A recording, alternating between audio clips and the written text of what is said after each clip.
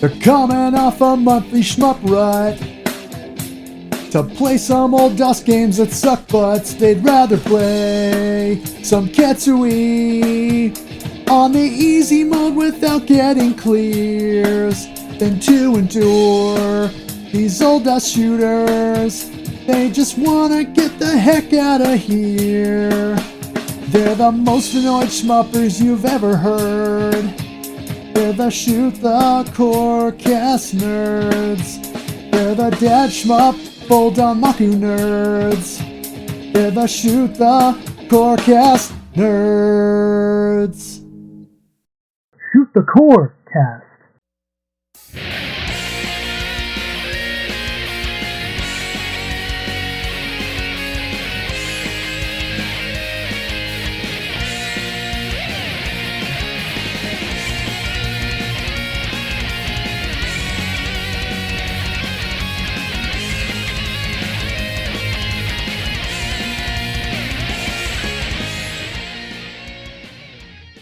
Welcome to Shoot the Corecast, the official companion podcast to the RF Generation Shmup Club. This is the family-friendly shmup-themed podcast that doesn't require a high mem to enjoy, but you might need a sound blaster to enhance the experience. I'm Addicted, also known as Addicted to Shmups, and with me as always is MetalFRO, also known as Game Boy Guru. And if you would like to connect with the podcast, you can do that multiple ways. Follow us on social media, on X at ShootCoreCast. You can also follow me directly at Game Boy Guru. Check out our Linktree page that has links to all the podcast feeds and other resources. That is linktr.ee/shootthecorecast. And that will have a link as well to our Discord server where you can join and join in the fun. Play along with us the Shmup of the Month or our Focus Shot game, and discuss the games, discuss shooting games in general, gaming in general, etc. And of course, follow me on Twitch, where you can get notifications of new streams, because I do stream the Shmup Club Game of the Month multiple times throughout each month. That is twitch.tv/GuruGameBoy. Yeah, and don't forget to check out RF Generation, the RF Generation database. I swear, with the amount of Deep Space Waifu games that are coming out, I got to keep track, and this, by and large, allows me to make certain that I have all the variants I need. You know, I'm tracking down that Brazilian Carnival version of Deep Space Waifu was hard enough, but making sure I didn't buy it twice was even harder. Wow! Did you get the limited K-pop edition? No, I'm hoping to get that along with my copy of Just Dance 2025. All right, then. I'm not sure which would be more painful to play. Well, it depends. If any of them I'm singing, I'm sure both. Ooh. All right. Well, let's dive right into our question of the month, which I threw out there on Discord and on social media. And it's very simple. What was your favorite shooter you played during 2023? And I did specify it doesn't have to be a game that released during 2023, only that it was new to you. And right off the bat, we had Kurt Fussell, who said Night Raid was outstanding for PS1. That sounds like a good one we'll have to check out. Yeah. Oh boy, am I pronouncing these right? I'm already off to the Mark MSX school of slurring. Goji guy says, I probably have to go with the Kai Katana Slash. It really hooked me, but I can't also discount how absolutely unforgettable Metal Black was back in January. Indeed.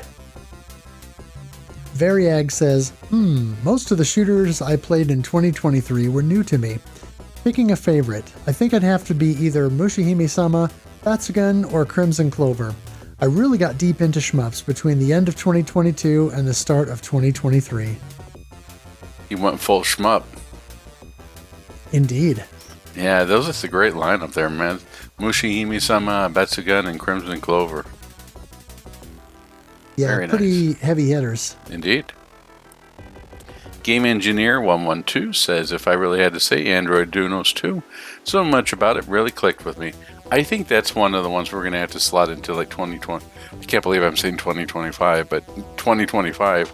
It's sort of been on the curiosity's sake, and I think it's been widely available enough that's worth a look. Maybe a double header. Dunos and Dunos 2. Oh, that's a cool idea. Dunos or do not, there is no try. Sorry, had to throw that bad joke in. Yeah, Game Engineer was posting in our Discord about kind of progress getting through the game and updating with new PBs and stuff like that. So really enjoy seeing that kind of steady progress and motivation. A. Creighton says, R-Type Leo. It's a game I haven't spent much time with until this year. I really enjoyed playing this. The music is super chill and an all-around enjoyable clear. R-Type Leo is definitely fun. This is one that I'm hoping that we get this in one of the forthcoming IREM collections that they're doing. Supergoat says, I'll go with the release this year. Restrictions say Ghana Blade. It can use some polish, but the gameplay is surprisingly good. And I have to say, this is true. I really enjoyed what I played. It felt a very solid shmup. The only complaint I have with it that it's maybe a little bit easy for veterans. Yeah, the normal game mode is, but I think the retro mode or the EX retro mode, one of those, takes away your secondary weapon and the shop system. So it definitely ramps the challenge up. But yeah, I would agree too. It's a good game. I got to clear the normal mode here I don't know, a few weeks ago, and I'll have to go back at some point and do the others. But I might save that for when we eventually cover it on the podcast. But definitely a solid choice. Nickel Shark said, I played Ketsui for the first time last year, and what a game. It's crazy hard, but it's quickly becoming my favorite cave game. Yes, Ketsui. That is a rabbit hole, my friend. Yeah, I feel like at some point we should go back to it, but I don't want to keep going cave after cave after cave after cave. Yeah. Definitely one I want to go back to, though. Same. Scalt711 says, Aero Chimera, bang for your buck. $0. Great choice. Yeah, this is a free shmup on itch that Octane did a Kumite event featuring this a while back, probably, I don't know, mid last year or whatever, and it's notoriously a very difficult shmup, and even on the easiest difficulty, I don't know if anyone has been able to clear it yet, but yeah, kind of a neat deal. Germinator says, Blue Revolver for sure. Pretty sure it'll be my definitive shmup. And when I read that in the Discord, I just said, foreshadowing. The DDLG podcast says, undoubtedly, Mushihime-sama is such a masterpiece. Definitely, Mushihime was a fun game of the year, but I am... let's just say I have personal affection for the game that we're playing right now for the Focus Shot. Cool. DDL Shooting says, Cotton Rock and Roll really surprised me. Never played a Cotton game before. Didn't seem like it was for me, but got it on sale and loved it. Yeah, I've heard a lot of good things about this one. Yeah, Rock and Roll is definitely on the short list. That's probably another 2025 thing. Yeah. Skoish says, I reignited my love for Esperade in 2023 and played most played and most enjoyed in a great STG shmup infused year. Yeah, I was playing some Esperade recently. It's got a different... It's one of the... Was it Cave's first game? No, it wasn't Cave's first game, but it's definitely an early enough game that it has different than what you'd expect of something like Ketsui or Espeluna or DOJ. It has a very unique feel to it.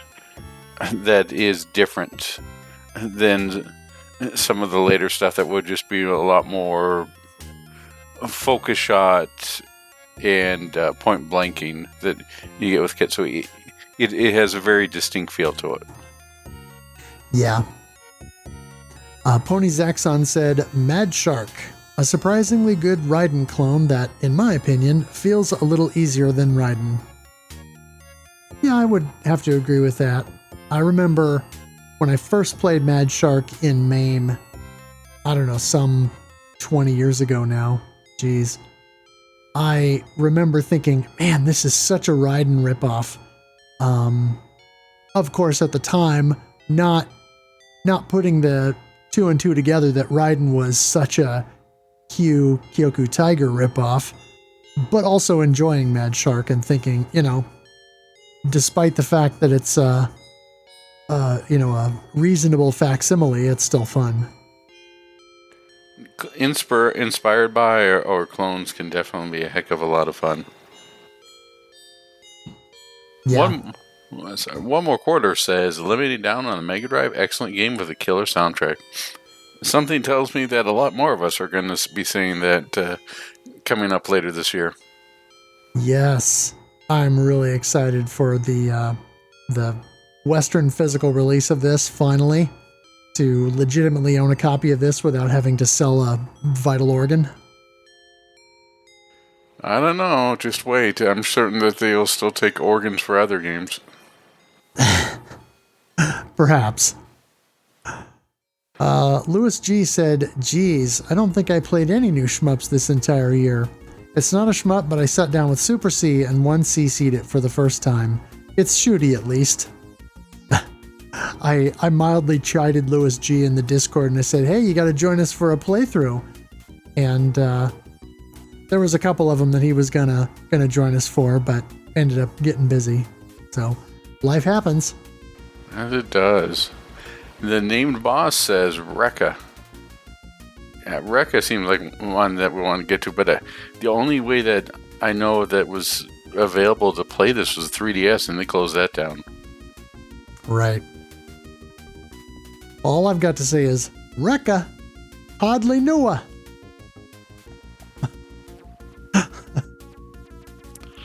I'll see myself out. Exit stage left. Desmaku chimed in and said, Gunvein. I get the feeling Gunvein is going to start showing up more and more. It could. Zoido says, I had the most fun with Gunvein. It's very well made and easily one of the best new shooters released in the last couple of years. Now, I agree it's one of the best new shooters released in the last couple of years, and I just wish I could put it on my list, but I had played it in 2022. Ah, yes.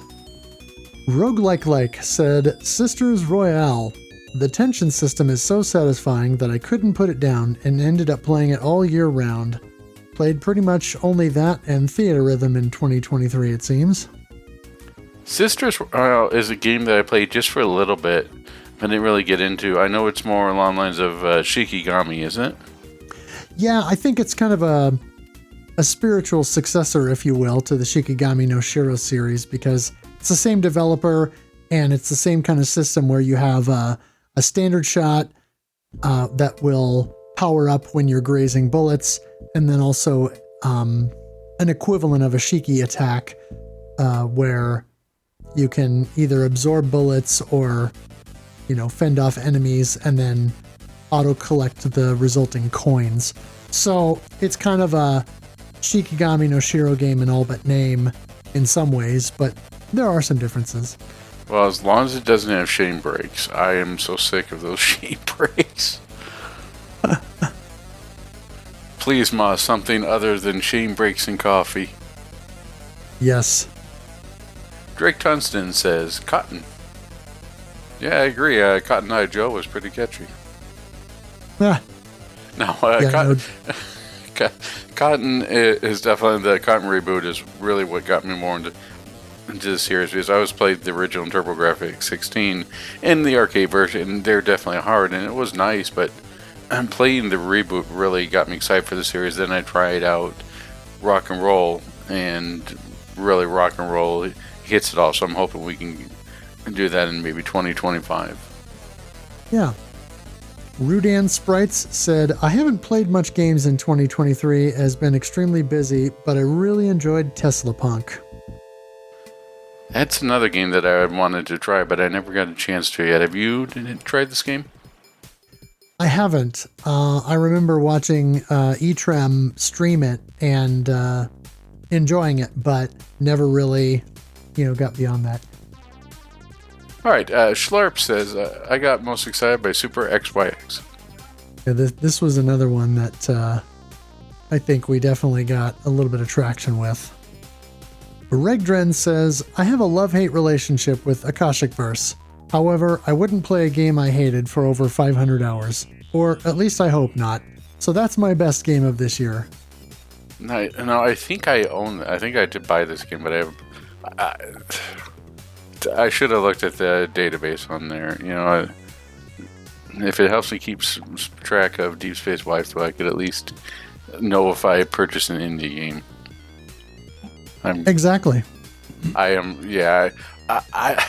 It's gotten pretty bad, though. I have to say, in my older age, I was sorting through my PS4 stuff. And I go, oh, Shadow of Mordor. And I'm like, oh, here's the sequel. And then later on, I found the sequel, but it's just the gold edition. So, I'm getting bad where I'm just it's like, oh crap, I just bought this. Sorry, I shouldn't say it. Oh shoot, I bought the same version of the game. I just bought it with a different language. But to be fair, I did end up buying, I think, because they were $4 each, I think I bought 6 copies of Mass Effect Remastered. I know I sent you. Yeah, I don't know. I see just multiple copies of things, and if they're cheap enough, there they go. I'll find a use for it. Maybe it can hold up the table here or something. Huh. Now, sorry, Akashi versus something that we should put on the list for some. There's a couple of these indie games that are on the short list. We should add them in. I feel like we are doing a good job of covering the bases for this year, but we should spread out, maybe do a little bit more indie stuff for next year. Sure. Steel Ball Runner says Psychic Storm was pretty good. The Telenet Shooting Collection gave us a much needed PC Engine STG ports last year. And yeah, I just received mine this month. So I'm looking forward to Psychic Storm. It is definitely a little bit more out there as far as STG, but it's still a lot of fun. I don't think, is that on the TG16 or PCE Mini? No. Just the Telenet Shooting Collection. Okay. Right. Yeah, neither of the games, neither of the PC Engine shmups that are in the Telenet Shooting Collection were on the PC Engine or TurboGrafx Mini, so that it's good that they're getting number one, that they're getting a Western release, because there was the limited run games physical for it, and of course it's going to be available in the eShop. I wonder if they could bring the Telenet Shooting Collection. It shouldn't be that terrible or that hard if they could bring it over to the Evercade. You think that something like that would be perfect for doing a quick license? Oh, sure. Yeah, the only thing that could complicate that is the two games on the Genesis side, Gyros and Granada, I want to say have already been released under a wasn't there a renovation cartridge of some kind? There was I think it was a limited run thing where they did a cartridge, and one of them came with, it was the collector's edition, right? It came with a shirt, it came with the reproduction cartridge, and it came with a piece of that guy's mullet, I think. Yeah. Yeah, but I was thinking there's a renovation Evercade cartridge. Oh, okay. At Renovation Collection number 1, and it has 12 games on it. Let me double check here. Yeah, so that has Gyros and Granada. So that's already on the Evercade. Now they just need to come out with Volume 2. Yep. Talkerbot said, Mushihime-sama 1.5. My initial impression wasn't very good, but the more I played, the more I liked it. Darn it, now I got that darn song stuck in my head. Talkerbot, talk about it. Everybody get moving.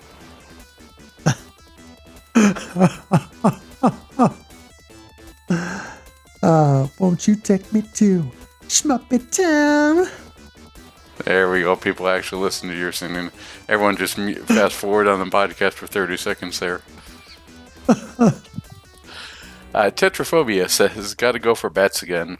I have to make sure that as many people as possible hear about my first 1cc. Well, GG and congrats to you, sir. I always remember 2023 as a year I really got back into shmups and retro gaming. Thanks to your podcast for inspiration. Uh-oh. We inspired somebody. We're in trouble now. Well, that warmed my heart when I read it. And so thank you, Tetraphobia, for thank you. recognizing the podcast. And thank you for listening to this endless droning drivel that we put out. We appreciate it. Yes, we do. Terciops Truncated Studios says, Finally played Risk System in earnest. Apologies to our friends at Newt Industries that it took me so long to get around to it. Yeah, Risk System. I know this is one that fun. Yeah, go ahead. I was going to say, I know this is one that you have spent some time with. I still have not pulled this one out of the backlog yet, but I'll get there. Yeah, it was one of the ones that's, as I was sort of getting introduced to shmup, because I'm not a shmupologist like you. You know, I just sort of played them through and quarter fed until I got into the way, and that was it. It was sort of along the lines of if I saw a pinball machine, I put a quarter in play. I never wasn't one of those. Oh yeah, you got to hold the flipper here, then you got to aim for this. I was no shmups. Geez, I think it's so hard to say shmup strategist.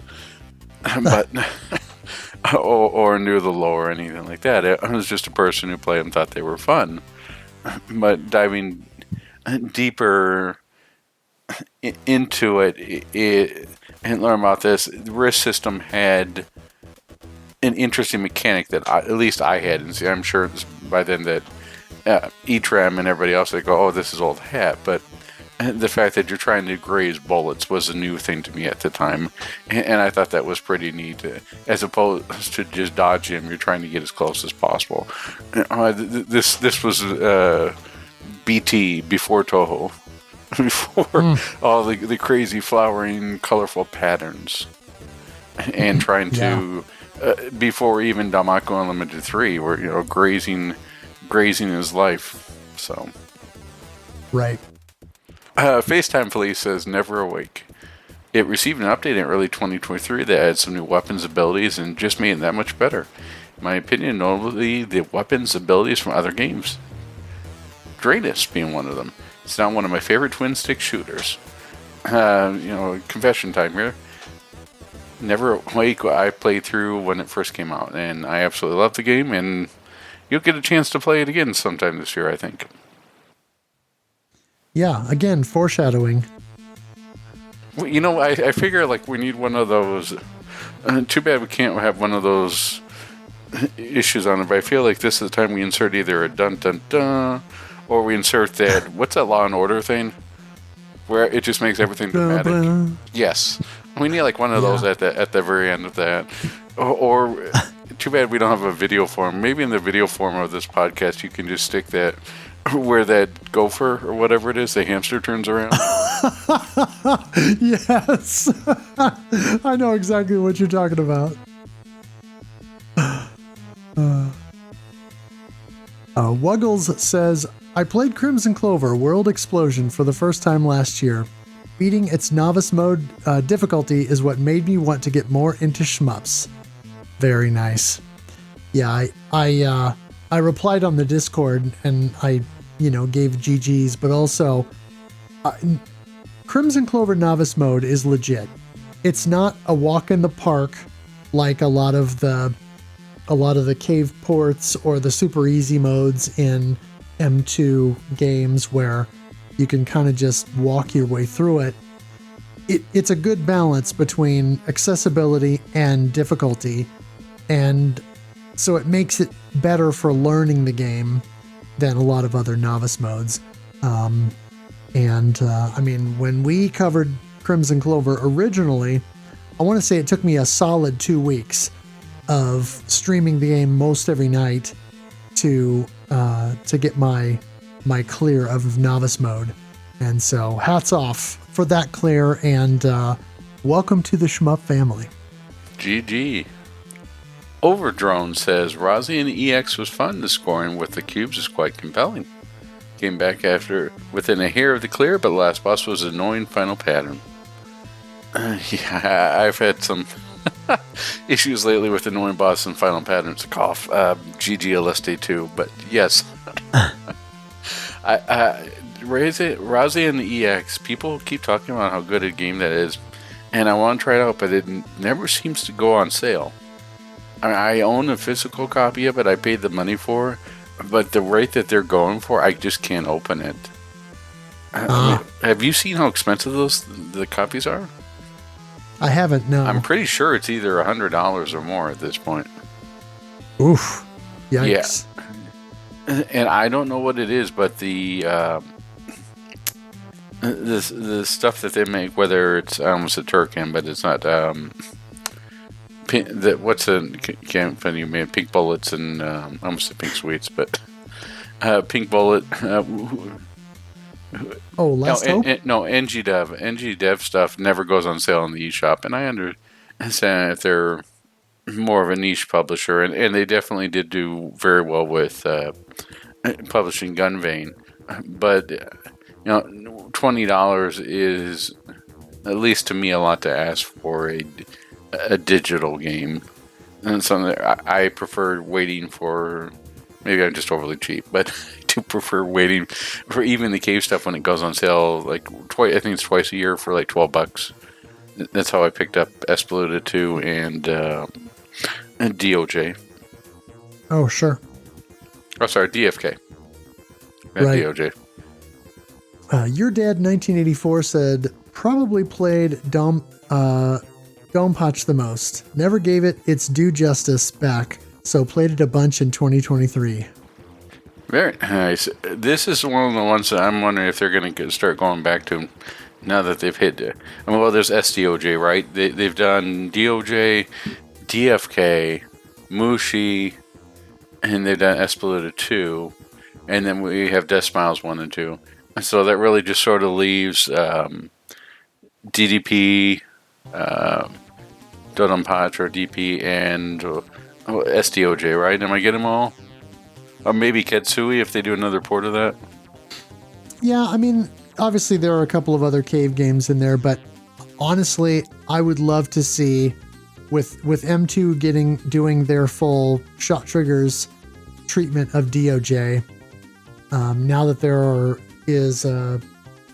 there are solid ports of DFK out there, I would love to see them go and do a double pack that has Dompach and Dodonpachi in one package. Give us all of the regional variants that we can select. Give us a super easy mode for both games. Maybe give us, Dodonpachi campaign edition or whatever it's called. If someone would dump the board, something like that. But yeah, that would be amazing to do that, especially if they could find a way to clean up the audio and make sure that the voice clips and the music sounded better, because it sounds pretty roached coming off the board, and even the Saturn port is scratchy and has some audio stuff. So that would be one that would be amazing if they would do. And then you've made the collector's edition, just comes with a giant bee. There you go. Yeah, the only other one I can think of, which I'm certain that would be a hit, would be Mushi Pork by itself, or maybe a double pack with Ibarra and Pink Sweets. Yeah. Ibarra and Pink Sweets, feel the pain combo. Galactoid Gaming says, definitely Batsugun. Second would be the Rays games. Yeah, that's another one that we wanted to sort of slot in there, but it was delayed. And I was also thinking about Raiden 3. I mean, Raiden 3 was sort of close for this year, but it just didn't quite make the cut. Maybe 2025. Yeah, we'll see. Corkman77 says, the best new shmup to me this year was between Gunvein, Super XYX, Kaikon, or R-Type Final 1. I'm going to give it to Super XYX. The gameplay just clicked with me, and I'll come back to it again and again. That's no surprise, given the Total Plan inspiration in the game, and we know that Corkman77 is a Total Plan Forever devotee. Well, he's definitely going to like them coming to PC as well. Oh, yeah. Uncle Grumble says, DOJ. Yeah, really coming in under the wire with that, with the release at the end of the year. Yeah, but I think it's sort of like they discovered, just like Nintendo, we can charge $70 for stuff people won't mind, they'll pay it. It was like MT was, we can charge $90 for this, people will pay it. Yep. Spiders STG said, it was all new to me this year. Missile Dancer is my favorite so far for the rich and wild experience I had getting the top scores. Hauser, probably the Gunneck and Thunder Force fan games by the Chinese dev. I can't remember any of the names. Do you remember this?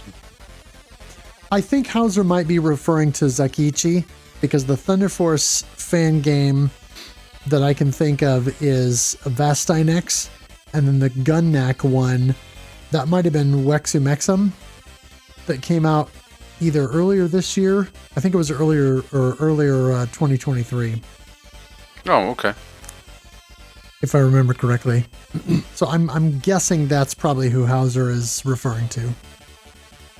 And finally, Radiance Alesta said, while I had my endless Raturgy grind that whole year, I really enjoyed checking out Cute's lineup, especially Judgment Silversword and Natsuki Chronicles.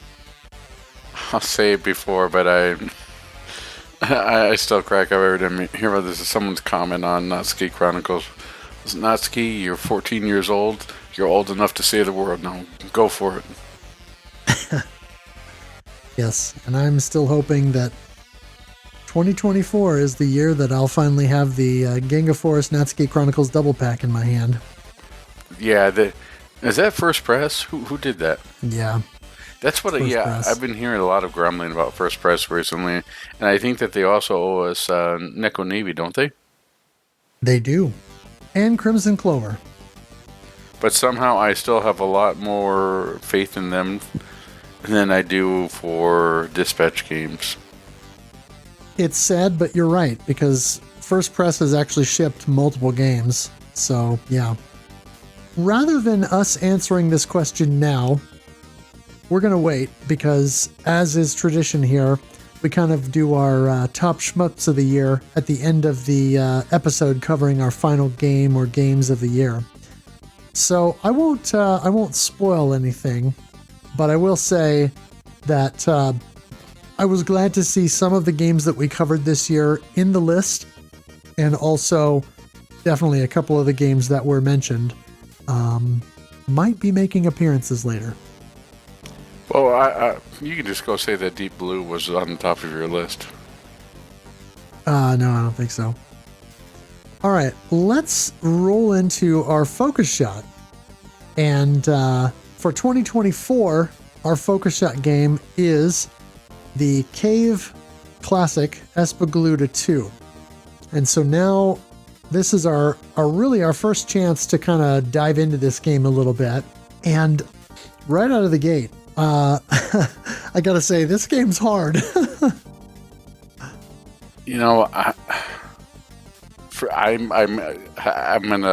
I feel embarrassed to say this, but I unintentionally made it hard. I remember telling you, like, geez, this game is so hard. I hold down the button and nothing happened. I can't do the focus shot. You have to do this instead. He said, no, you're pressing the wrong button. Just So I was playing the entire game with just the rapid shot, and I was able to make it to stage 3 by using the rapid shot, and by using the focus shot and the combination of the rapid shot, the game became exponentially easier. And I don't know if it's just playing all of these bullet hells or eventually just becoming one with the Mako Unlimited 3, but getting to stage 3 at least seems to be very easy now.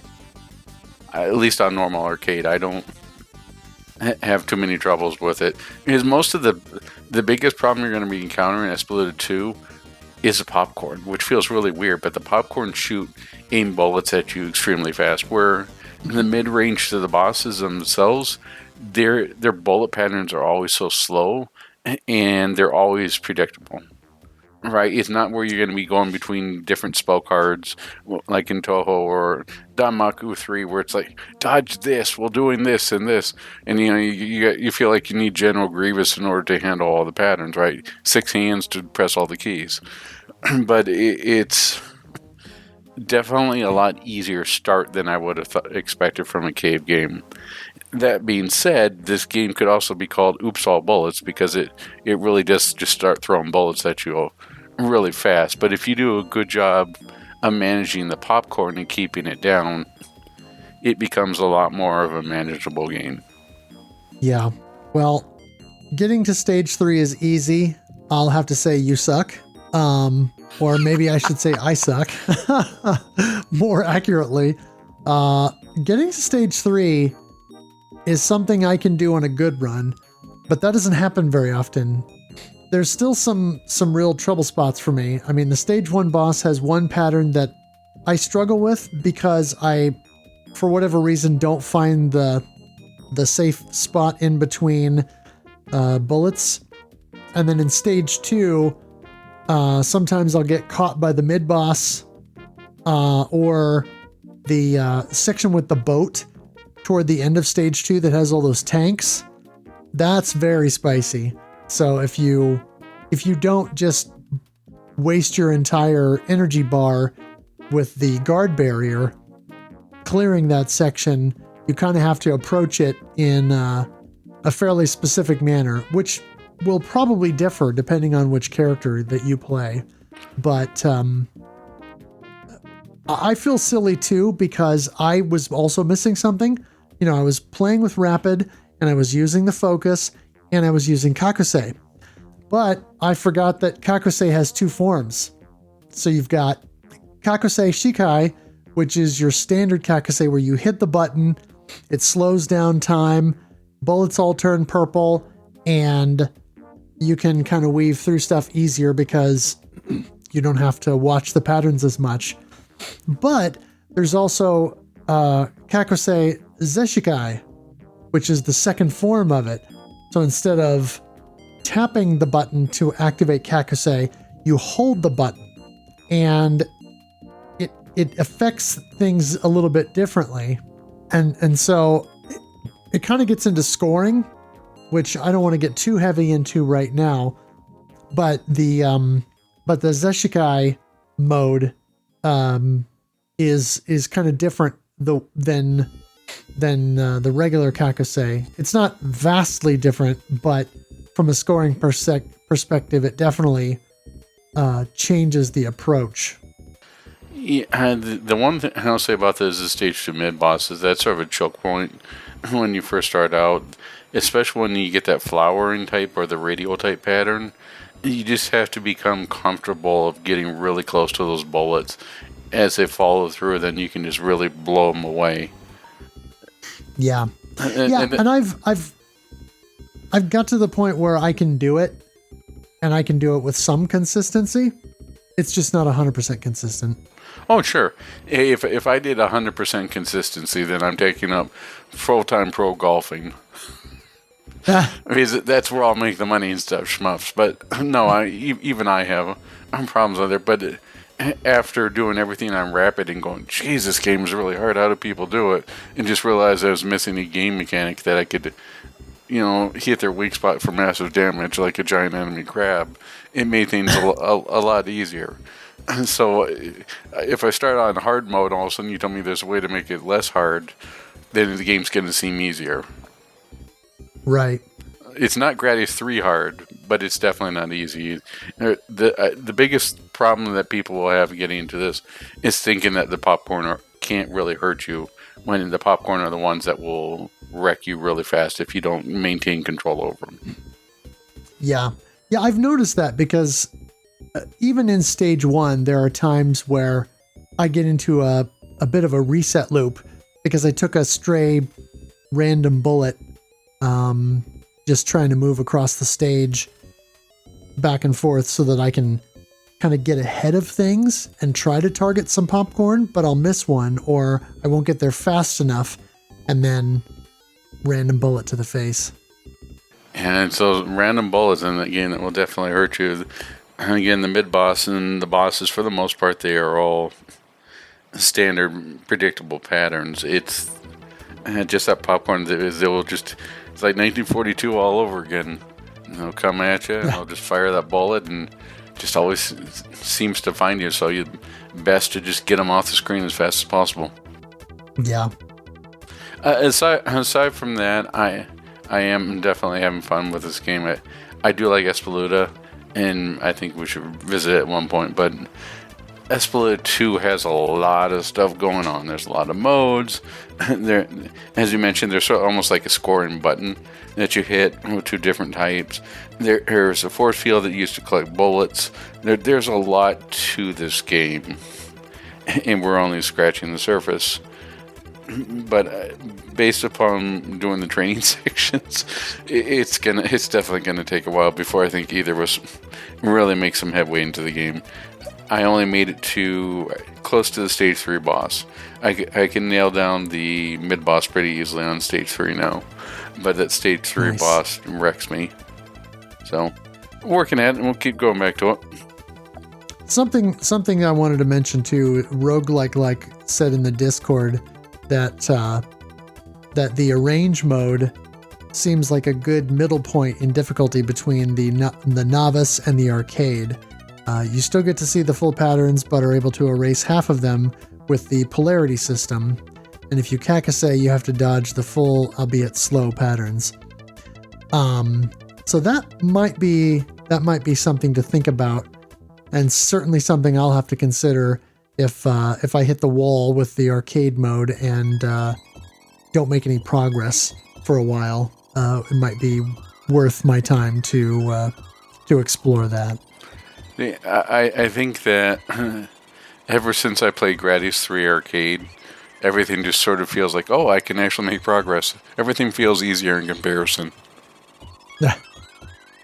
The only other thing I'll have to say is I am still playing Gunvein, or should I say I'm playing more Gunvein, because I received my first really modern arcade stick. I have arcade sticks, sure, but they're meant for like the PS2, the PS1. Unfortunately, I don't have anything for the Dreamcast, but having something that I can plug into the PC and it's going to be recognized and work pretty well is really nice. So I'm playing a little bit more Gunvein using the Monoprice Dark Matter stick. It seems to be working out pretty well. I did have to turn down the I don't think it's the sensitivity here. I'm trying to think of what it's called. It's sort of like the dead zone on it, because as I was going, it wasn't as quick or responsive as I wanted. But once I turned that down, things worked out pretty well. And nice. and I think that I may have to eventually go that way with Espeleta 2. It's a little bit easier to make micro dodging with the arcade stick than it is with a 360 controller. And as proof of that, all the micro dodging I've been doing in Espeleta 2 is just really wearing down the thumb caps or the thumbsticks on my 360 pad. I'm gonna have to get some aluminum ones or something. Yeah, that I'll tell you what, moving to stick has really helped with the micro dodging quite a bit. Just imagine if I can become like Mark and get a Korean stick. Sorry. I just had a very bad idea for instead of the Lucas and the Power Glove, it's just Mark taking out his arcade stick with the Korean stick. It's so bad. There you go. All right. Well, more Espagaluda 2 to come, and certainly something that we will continue to be discussing at length as we go along over the course of this next year. Yeah, watch out for popcorn. Let's move into shmup news. First up, there will be 2 shooting games showcased at the Tokyo Game Dungeon on January 21st. They recently released Astral Bringer Shaded Arcarium from Endless Shirafu, which is out now on Steam. And then a demo of a Danmaku shooter called Orchid Glitter from Tamazusa. This dev has previously released the top-down multi-directional shooter Senli 307 in November of 2022. The Kickstarter campaign for Witches and Butchers is now live. This is a previously mentioned Game Boy Color shmup RPG hybrid game. And there's not that very many of these. The only other one I can think of is Sigma Star Saga, right on the Game Boy Advance. Right. And we talked about this briefly when we had Mark on to talk about Danmaku Unlimited 3. And he was asking, is this an actual Game Boy game, or, does it just look like one? And I wasn't sure at the time, but it's confirmed now in the Kickstarter campaign that it is a Game Boy Color game, actually. It has its own FPGA built in, requires 6 AA's in order to run it. Huh. No. Do you remember some of the, there's some really good games that have like the built-in rumble. I think, was it the James Bond that had that, or was it the Daikatana? I forget, but both those were like surprisingly good Game Boy games. I don't know. The retro-styled shooter Xenon Force from Pixel is also getting a Nintendo Switch release planned for February 2024. The Steam page is also up for the game, so you can wishlist it, though no release date is mentioned. Someone is working on an alpha build of a game called EDF Special for the Commodore Amiga CD32, which is a fresh take on Jaleco's 1991 arcade game. It sports a CD audio soundtrack and will work on Amiga computers that have a CD-ROM drive and fast mem. It's currently in very early alpha build stage. Now, EDF, are we obligated to say EDF, EDF, EDF? Yes, we are. Okay. No, something that will play well on the Amiga CD32, well, I'll definitely take a look at that. It's sort of like saying someone's making a shmup for the CDI. It just sort of immediately piques your curiosity. Yeah. Yeah, it's not a platform that you would think someone would be making a homebrew for. Yeah, let's go. Next, let's make some homebrew for the R-Zone. Oh my. No, thank you. According to an article that I saw, City Connection is apparently doing a physical Sega Mega Drive cartridge release for a previously unreleased shooter, P-47, the Freedom Star. And then they're also releasing a Mega Drive cartridge of a port of the game City Connection itself. This bit about the shoot 'em up was buried in the article. The article was mostly about them doing a Mega Drive port of City Connection and making a physical cartridge. But I guess this P-47, the Freedom Star, was in development for Mega Drive and was never released. So this is kind of intriguing, and I'm curious as to how close it is to the original P-47 versus how close is it to the later P-47 game, the sequel that NMK did. So I'm definitely curious. Yeah, and it's still, I still sort of impressed if you told me that they would still be releasing Genesis games, unlicensed or otherwise, in 2024, I would have been amazed. In fact, I'm still amazed. Keep up the good work. As new games for old systems is always welcome. Twilight Parade Moonlit Mononoke is a forthcoming horizontal shooter from the developer Super 16-bit. It will feature a pair of yokai girl protagonists riding brooms and shooting down various other yokai. The game is set for a 2024 release, and you can wishlist on Steam now. Yokai girl protagonists riding brooms and shooting down various other yokai. So let's see here. Cotton, and then we're thinking Kiki Kai Kai. On there, what's the which one that's on there? They did one for the 360. There's also one for the PC. Trem was playing it recently. Oh, Trouble Witches. Trouble Witches, yeah. Magical Chase. Let's just throw it all in the spot here. I mean, it sounds like it could be fun. Yeah, graphically, it kind of has something that feels like a... You know how I kind of always talk about games that look like they kind of exist between the 8 and 16-bit era. I call them 12-bit. Stuff like Shovel Knight and games like that they're too much to run on an NES, but they're not quite as colorful or pretty as something that you might see on a Super Nintendo. Yeah, that's a PC Engine effect. Yeah, to me, this kind of has I'll call it a 24-bit vibe.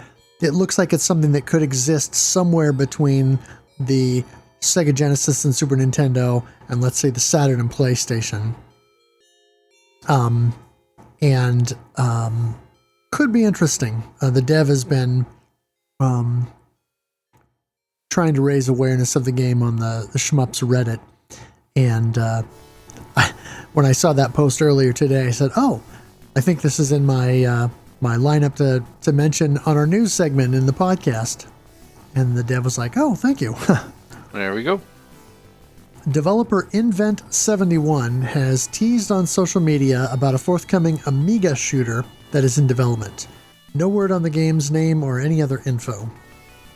The only thing that was in the post, other than the fact that this was going to be an Amiga shooter, was a partial screenshot, I think, that showed a couple of Darius-style fish kind of enemies shooting out some sort of projectiles.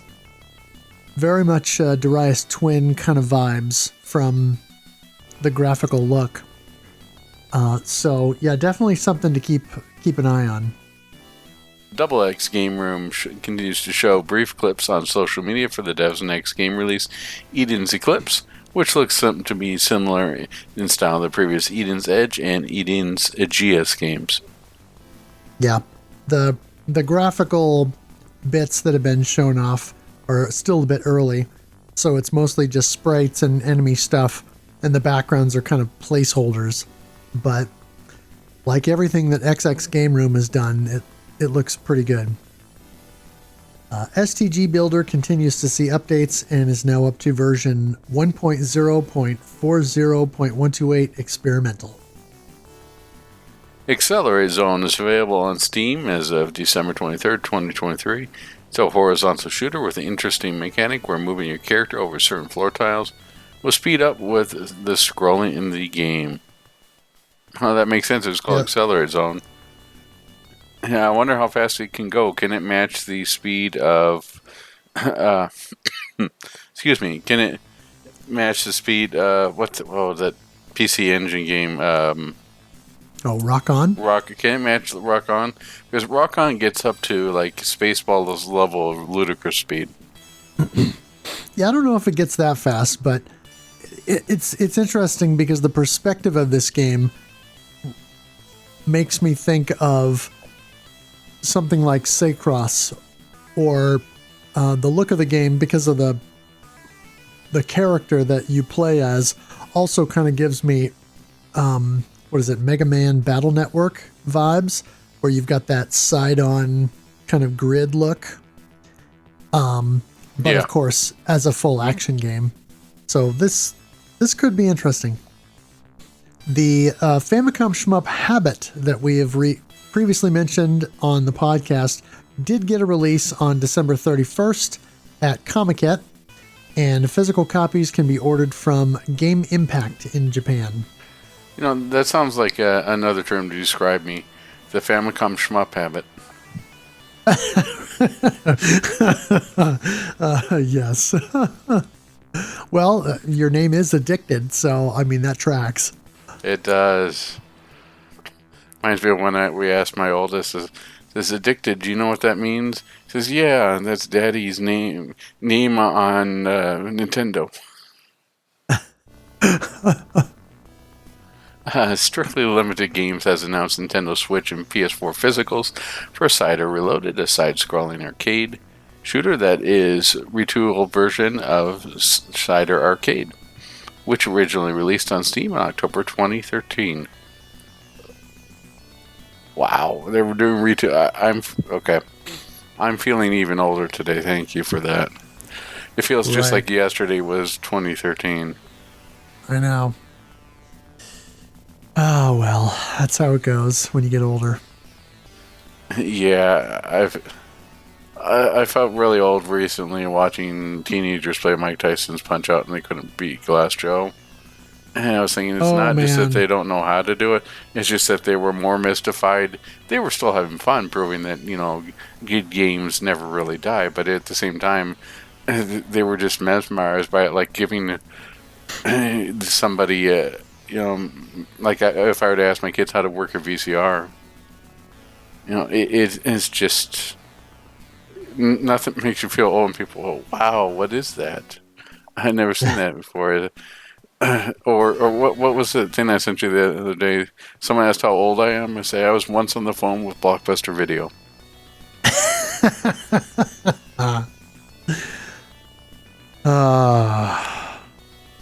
Yeah.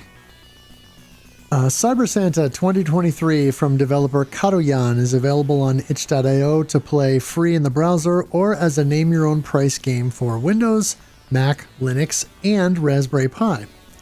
It's a Pico 8 game where you play as Santa, shooting out hearts to win over enemies who are all either trying to kill you or hack your cyber eye.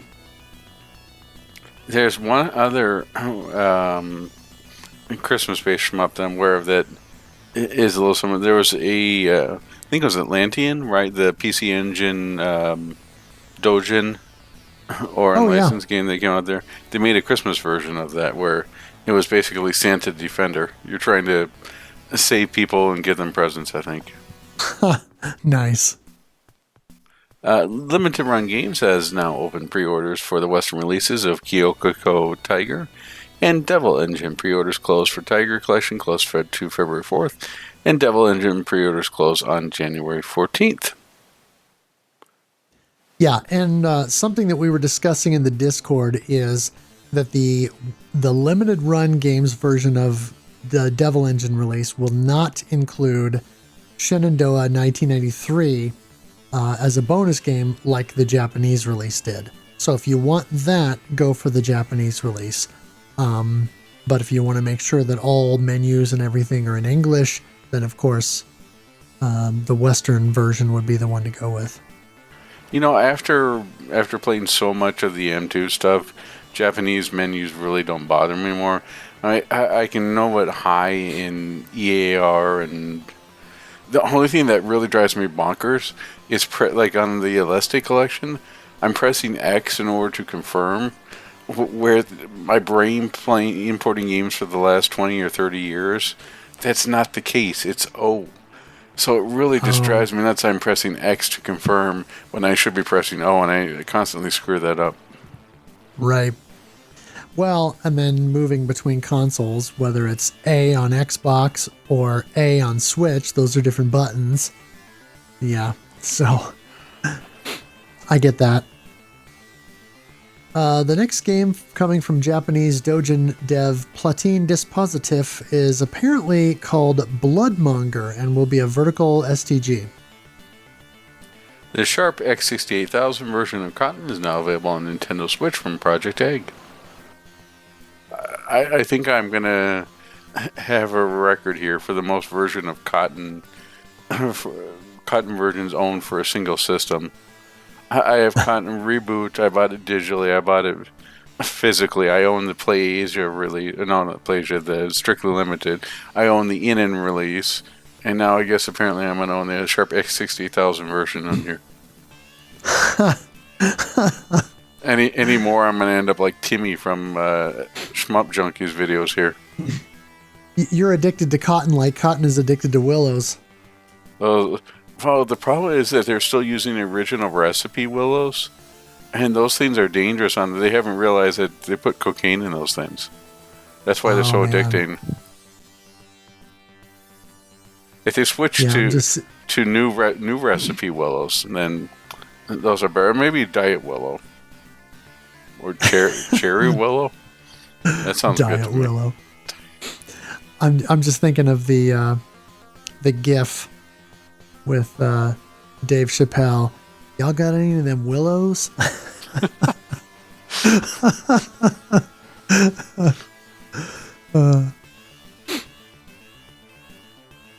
Developer Ben James shared a short video on social media of the forthcoming horizontal shooter Chromacell due out the second half of 2024.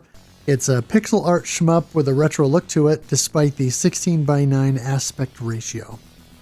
This looks solid. That's the one thing that we should talk about too. I strongly agree with Mark MSX that he uses the term gutters, but when you are dealing with your 4:3 aspect ratio, if you're doing on here, it's nice to put stuff on the sides like M2 does, but at the same time, don't get rid of Tate's support. Don't make it horizontal and then put stuff on the side and make that your only option. Keep Tate in your game. As long as it makes sense. But yeah, definitely keep tape mode alive. Yep. Shannon Burt has been hard at work on a Sega Genesis / Mega Drive shooter called Lufthoden, or King of the Sky, which pushes the hardware with lots of sprites on the screen and sprite scaling. Based on early footage, it looks and sounds great. Sounds good to me. Yeah, this was featured in a video. I think that Lazy Game Devs that did. It might not have been them, but there were several upcoming Sega Genesis games, I think, or indie projects, and this is one of them. Oh no, it wasn't Lazy Game Devs. It was Pigsy, the guy who's the UK guy who's doing the Sega Genesis demake of Castlevania Symphony of the Night. He did a video of some forthcoming Sega Genesis indie projects, and this was one of the games that he spotlighted. And yeah, this looks legit. I mean, it's got sprite scaling, it's got a ton of bullets and sprites on screen, lots of enemies, lots of stuff going on. This is shaping up to be impressive. Sounds good to me. Speaking of impressive here, Retrobit extended the pre-order for Eliminate Down to January 7th, which unfortunately has already passed. So folks would have a couple more days to get their pre-order, but I'm thankful that they're allowing more people to try this out. My guess is that due to the holidays and stuff, they weren't getting the pre-order numbers they were looking for. And Eliminate Down is more of a niche title where the hardcore is going to know about, but a lot of other people aren't. It's not like something like Glaylancer where it's got a built-in audience and so many people have known about it. Because Glaylancer, that was a second reprint, right? Granted, it's the better reprint because it's got beveled edges on the cartridge and stuff, but it's definitely a more known title than Eliminate Down. Right. So I'm hoping that we see a lot more interest in this game once this release hits. Yep.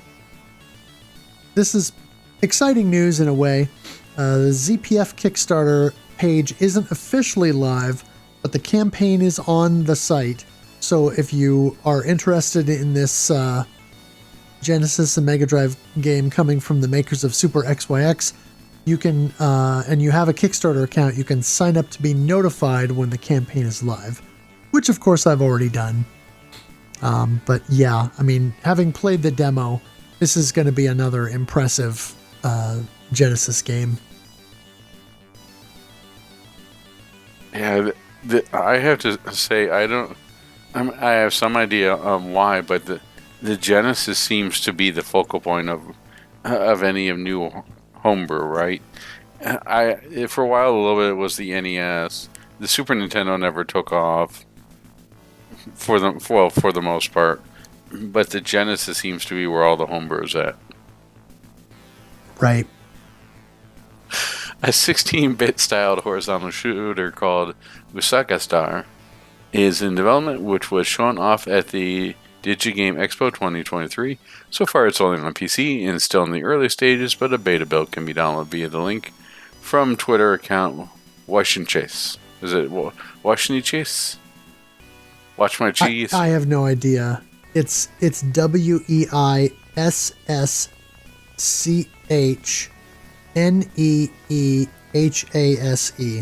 Waschenhase. Waschenhase?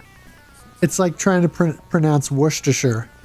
Well, I sort of feel like this is similar to and my name is David Hasselhoff. You can say, David, my name is David Weichenhashi. Yes. I get the feeling like this is German, and maybe I should be saying this a little bit angry, but I don't know. Yes. It's like that meme of the meme that says, people always say congrats because no one knows how to spell congratulations. Congratulations. You compete a great gate game. Oh boy. What would have if they had Grammarly on for making of 1980s games? I wonder if the world would have been different. Yes. Bikuri Software continues to work on Revolve Gear Zero, the next in their series of horizontal scrolling shooters. And of course, this was the dev who did Gray's Counter Zero, but they've done some other games, horizontal games, Revolve Gear 1 and Revolve Gear 2, and a bit less Danmaku and a bit more kind of trad shmup. This next one's pretty interesting. Megacopter is a forthcoming multi-directional shooter in the vein of Desert Strike, but with more colorful and fast-paced action. Coming soon to Steam. If we count these in like shmup adjacent, something like Megacopter is, then maybe we can do Jungle Strike, Desert Strike, and Nuclear Strike, like all in the month of December. Oh, that could be an interesting one, yeah. I think, or like a summer one. I think that would be really cool for just sticking in a month and making them lighthearted and fun. I think enough people have access to at least one of those games that it would be fun. Yeah. Well, and I think they're close enough in spirit to, early shooting games that weren't necessarily auto-scrolling, but things like Bosconian and Sinistar and that kind of a thing, but obviously with isometric perspective, that it's kind of a fresh take on that older idea. Red Art Games is releasing Bullet Hell Collection Volume 1 that will compile 3 Panda Indie Studio games into a single cartridge: Project Starship, Void Gore, and Z-Warp. These 3 games previously got individual PS4 releases, so if you missed those, it's a good chance to catch up. Red Art Games will also be releasing the Jets and Guns Complete Collection for Nintendo Switch, which will include both of the Jets and Guns games. Now, I already have Void Gore and Z-Warp for PS4, but I might grab the Bullet Hell Collection because I skipped Project Starship, and this would be a chance to get all 3 of those games on Switch on the cheap. And the Jets and Guns collection, I think Jets and Guns 2, from what I understand, is the better game. But this might still be worth picking up. Yeah, I would definitely pick the Bullet Hell collection for the Switch. Don't get me wrong, stuff on the PS4 99% of the time plays better. But if you're going to go for the collector's mentality of it looks great on the shelf, but I play it elsewhere, then yeah, the Switch version will be the way to go. It's the Switch is just so dang popular that even if it plays 1,000 times better on the PS4, people will go after the Switch version. Right. Well, plus, there's obviously going to be there's a growing contingent of players who actually are playing these games in handheld mode. I didn't mention it earlier, but I got I went and cleared the novice mode, both of the novice modes of Espgaluda 2 in handheld mode using the flip grip. So there's definitely a group of people out there doing that. You say they're Tate or Tate enthusiast? Right. No, what I'm curious about is if you had a dedicated Tate setup, would you still be playing them on the Switch that way, or would you just be going straight up into your dedicated Tate monitor or CRT? It depends. I mean, I think most of the time I would probably be playing it directly on the Tate setup. But, there are times when I might want to play it a bit more casual on the Switch with the flip grip. If, let's say, after a stream, I still had an itch to game, and I'd raided someone, and I wanted to, respect the person that I raided by watching their stream, but then also sit and game while I'm doing that. I've done that before. And that works pretty well. Drive-by Tate, casual Tate. I don't know what you call that, but yeah. No, I get you. For my stuff, I have a triple monitor setup where I usually do the game on the smaller screen on like the 22-inch monitor, so that way I can see the entire field. It makes it easier to react to stuff. And then on the top monitor, the larger monitor, I usually have the Twitch going or whatever stream, or I even keep it on the second 22-inch monitor. It really depends upon what's going on. Sometimes it's dual streams and then playing on the top one. I get what you're saying. Having the ability to at least see what you're doing in Tate form and the ability to read the entire play field is the most important. Not really the size of the screen. Right.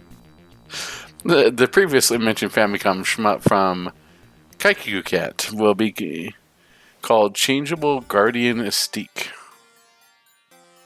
I swear that sometimes I think people are just filling things in from Mad Libs just to see us try and pronounce them.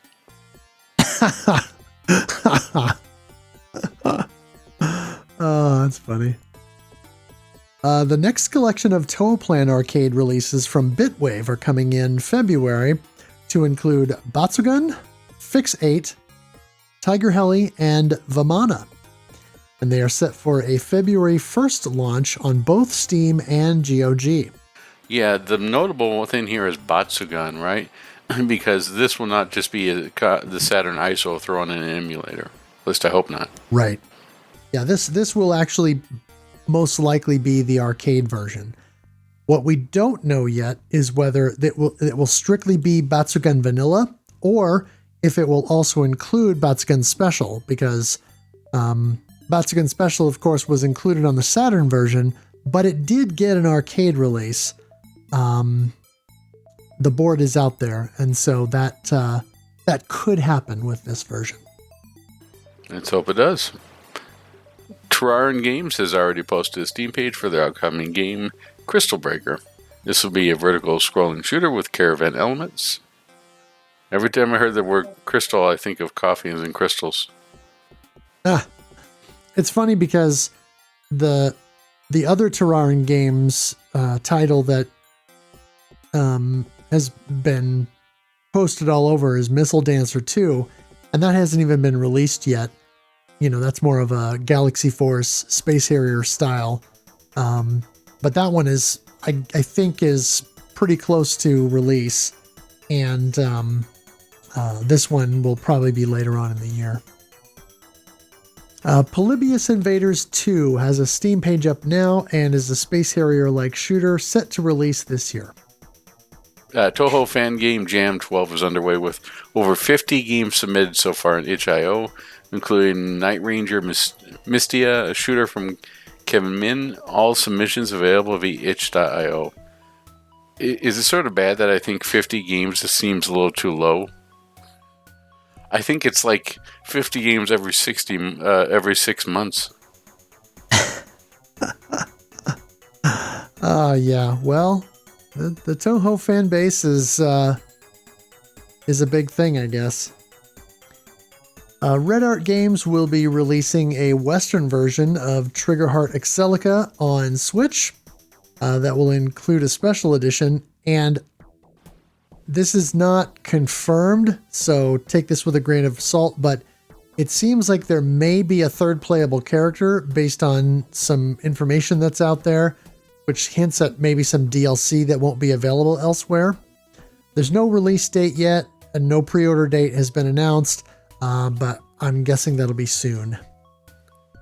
Akigoya's Angel at Dusk has released on Steam. I don't remember this game. Can you provide more information?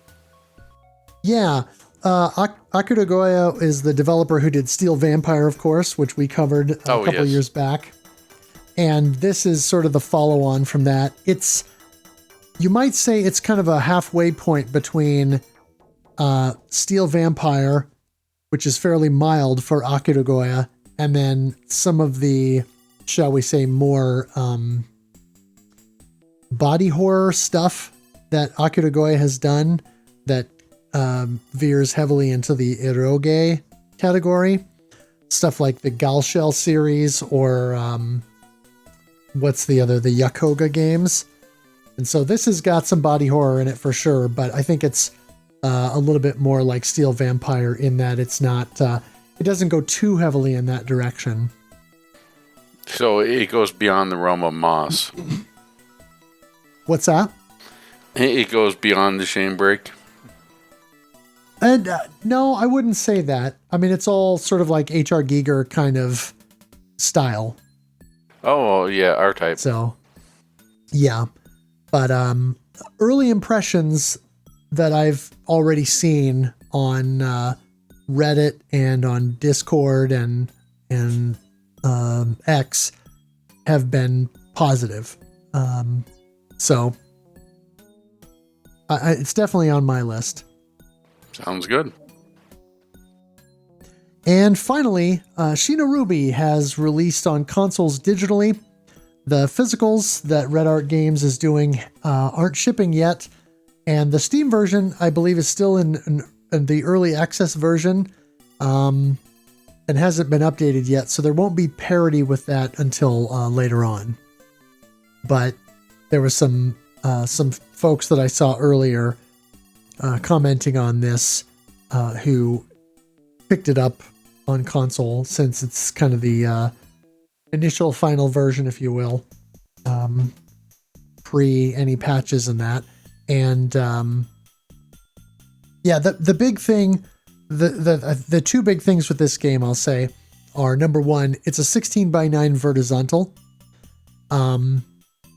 I personally think, based on the little bit I played on Steam, it pulls that off a little bit better than Jamestown Plus did, because Jamestown, you have much smaller sprites and everything on screen, so it feels like there's way more real estate. Whereas Shino Ruby, when I was playing it, your ship is very large and everything in the game is pretty large, and you move relatively quickly. So I felt like it made better use of that 16:9 space, despite being a vertical scroller. There's also a ton of bloom with the graphics. They're all very bright, and it reminded me of SDOJ in that regard. So you definitely, there's going to be a lot going on visually. So that's one thing to be aware of, but it's one that I'm looking forward to putting a bit more time into once the sort of final quote physical version gets into my hands. Sounds good. So let's move on and talk about the games that we played in DOS-cember. And we'll start with the participants. They were Schlarp, Corkman77, Drake Tunston, Ponies Exxon, and Game Engineer 112. So we'll start with the first game that we played, which was Major Striker.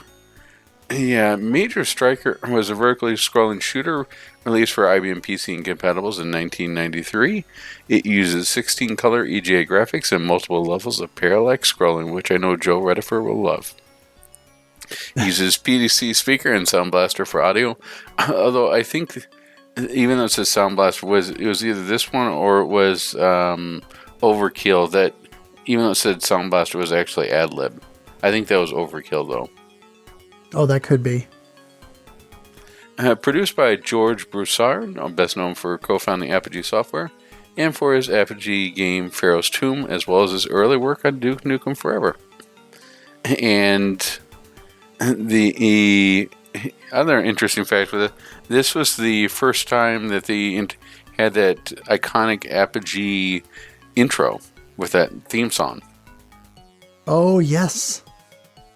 Yep.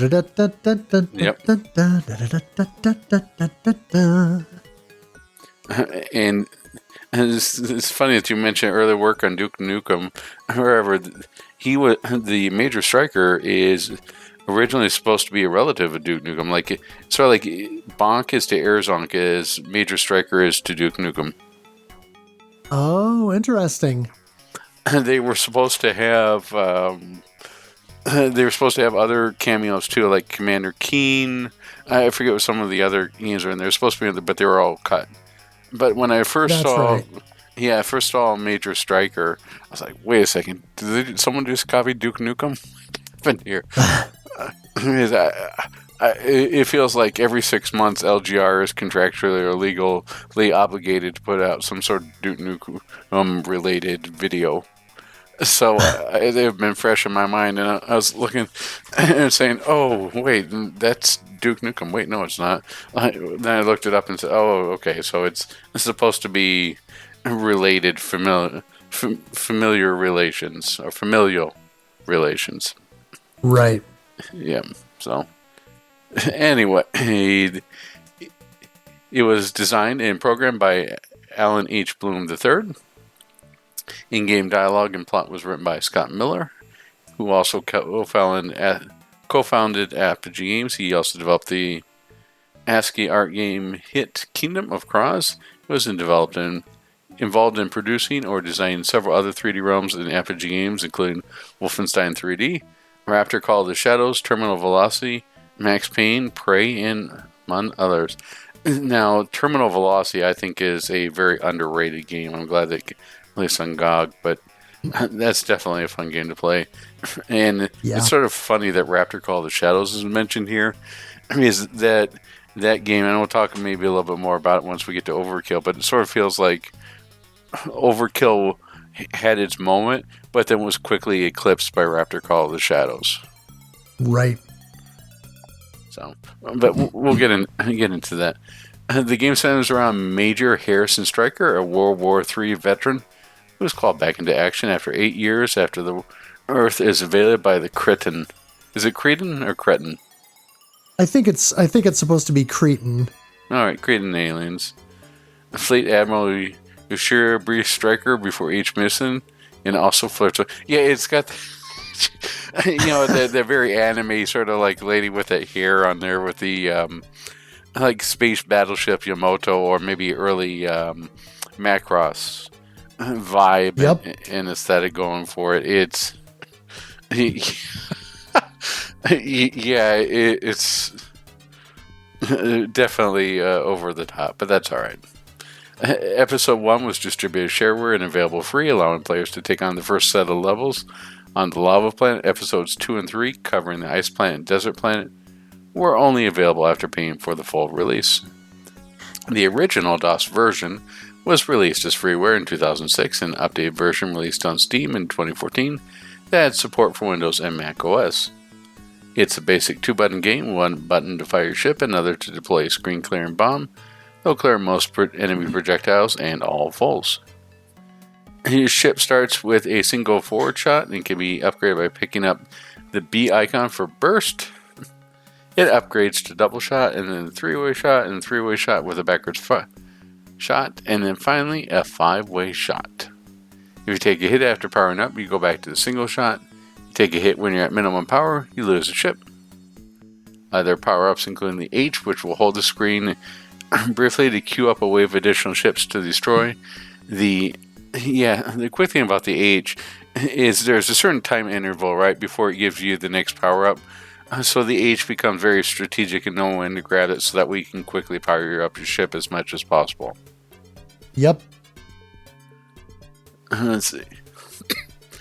The M power-up will give you 1-ups. That's just another major striker. The R, which temporarily gives you rapid fire.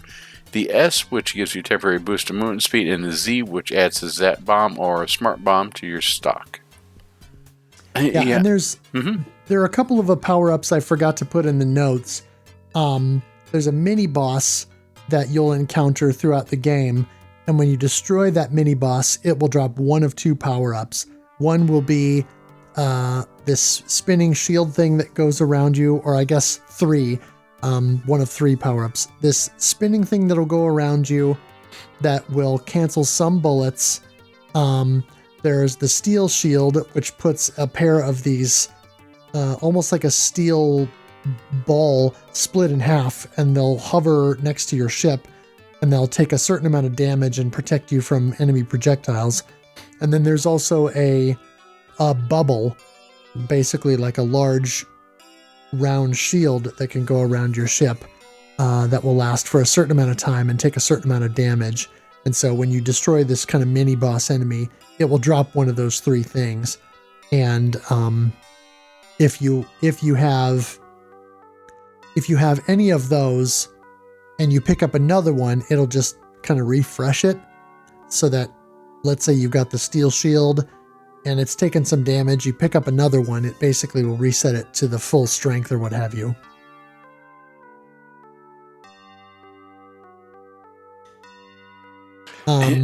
Yeah, the one thing that I'll say is I definitely like this game. This is probably my second out of the 5 that we have played, but it has a large hitbox. Not as large as you would get an overkill, but the hitbox is very big, and you'll find yourself sometimes going, "Oh my gosh, what the heck is happening here?" The other issue that I would have with this, well, it's not really an issue. It's more of maybe a holdup of being more into modern stuff. But when you put with Major Striker, you really need to make use of that bomb. Yes. Yeah, and because the game gives you so many bombs, don't be afraid to use them. The one caveat with that, and it's the way I worded it in the notes, specifically, is that it will damage enemies on screen and it will clear some enemy projectiles. When you've got those enemies that will shoot out the missiles, that when you destroy the missiles, they split off into bullets and shoot out multiple directions. If you use a smart bomb when those missiles are on the screen, they will split off into the bullets and then they won't be canceled. So you have to watch out for that and either not use the smart bomb in those situations or make sure that you are positioned in such a way that when those missiles get hit by the smart bomb, you won't immediately get hit by a bullet.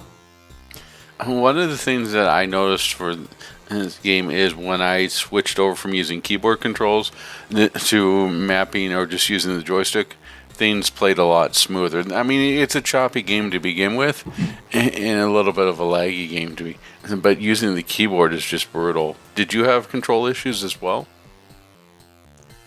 A little bit, but I think mostly just because of the game being choppy. The biggest issue, the weird thing that I ran into is that I was playing these on the Mister on the AO486 core, and for whatever reason, my Mayflash stick was not getting along with the AO486 core. It worked fine the first time I did it, and then after that, every time I tried to play, for some reason the game would want to move the ship up the screen without me touching it, and then I would have a hard time moving backward, and it would sort of do that randomly, and so it wasn't really feasible to play. I ended up switching over to just a wired Power A controller for the Switch that I plugged in to the Mister, and that worked great throughout the month. Of course, it meant I couldn't use the turbo function on my stick, but since the game has that built-in rapid fire capability where you can pick up the power up every so often, that worked pretty well, and it spawned frequently enough that you could take good breaks from having to tap the button to fire and then just hold it down. But this game has its quirks and its frustrations, but it's definitely playable, and you could definitely have some fun with this. The scrolling is choppy, but it's not like broken. It's definitely a playable game and something that somebody could get into as a period piece, I think. Yeah. One thing I'm interested in is I didn't pick up the Steam version to play for the month. I just played the original. But I'd be curious now to see. I recently picked up the Steam re-releases of other Apogee games, Secret Agent and Crystal Caves, and I played through Secret Agent, and that worked pretty well. And I feel like it was a bit smoother on the Steam version than the PC version was back in the day. So I'd be curious to know if this is any smoother or if it plays any tighter than the original DOS version, just by virtue of being brought forward and kind of redone. So I might have to grab that. One thing that's interesting about this is that there's not really a way to continue after death like you can with a lot of shooters, other than after each area is done, or after each stage is done, you do have the option to save your game. So you can continue from that if you die. But in terms of if you're just playing straight through, there are no continues built into the game. So either you're saving and restoring from a save point, or you're basically on a 1cc pace or nothing. Yeah, and the game is quite long. It's got 24 missions and 12 boss encounters. Yeah.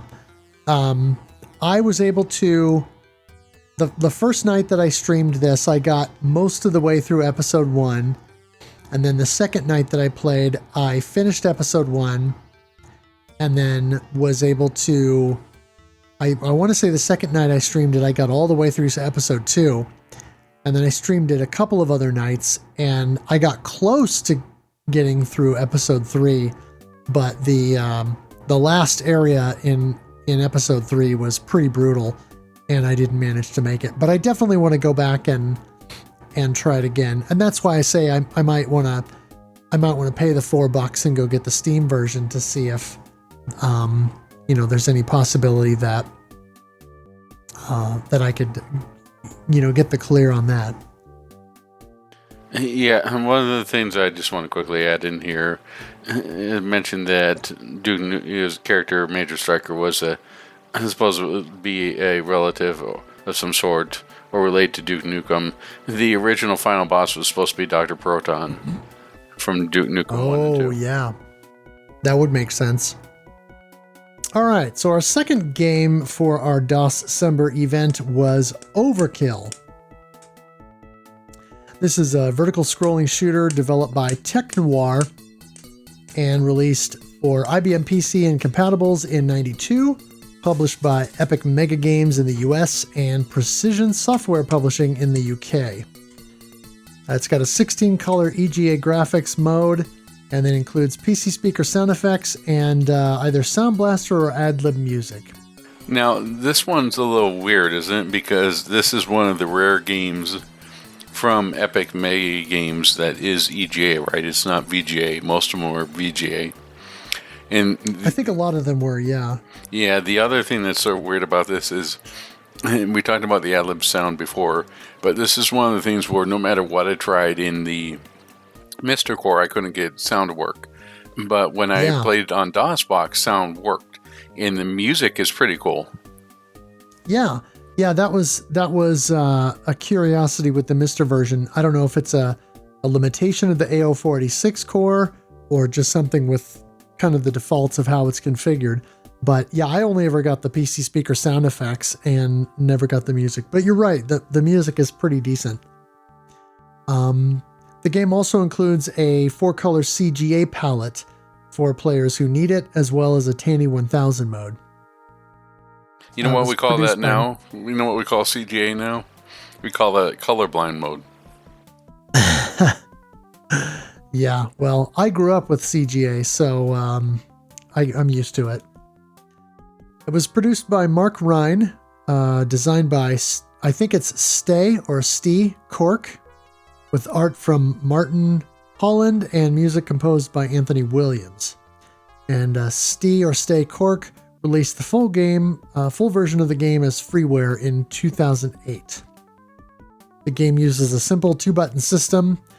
You have 1 button to fire any of the weapons that you have equipped, and then the other button to initiate an upgrade to your ship if you have available capsules. And as such, the game uses a Gradius-style upgrade system. And so as you collect your power capsules, you will highlight items on the right side of your heads-up display, and you can upgrade several components. The first item in the list is the weapon option, which allows you to upgrade your primary fire multiple times. You can go from a single shot to a double shot, then to a faster shot with a directional component that can kind of go either left or right. There's the screw laser, which shoots this slow but piercing corkscrew, then the fast laser, and then finally the ring laser.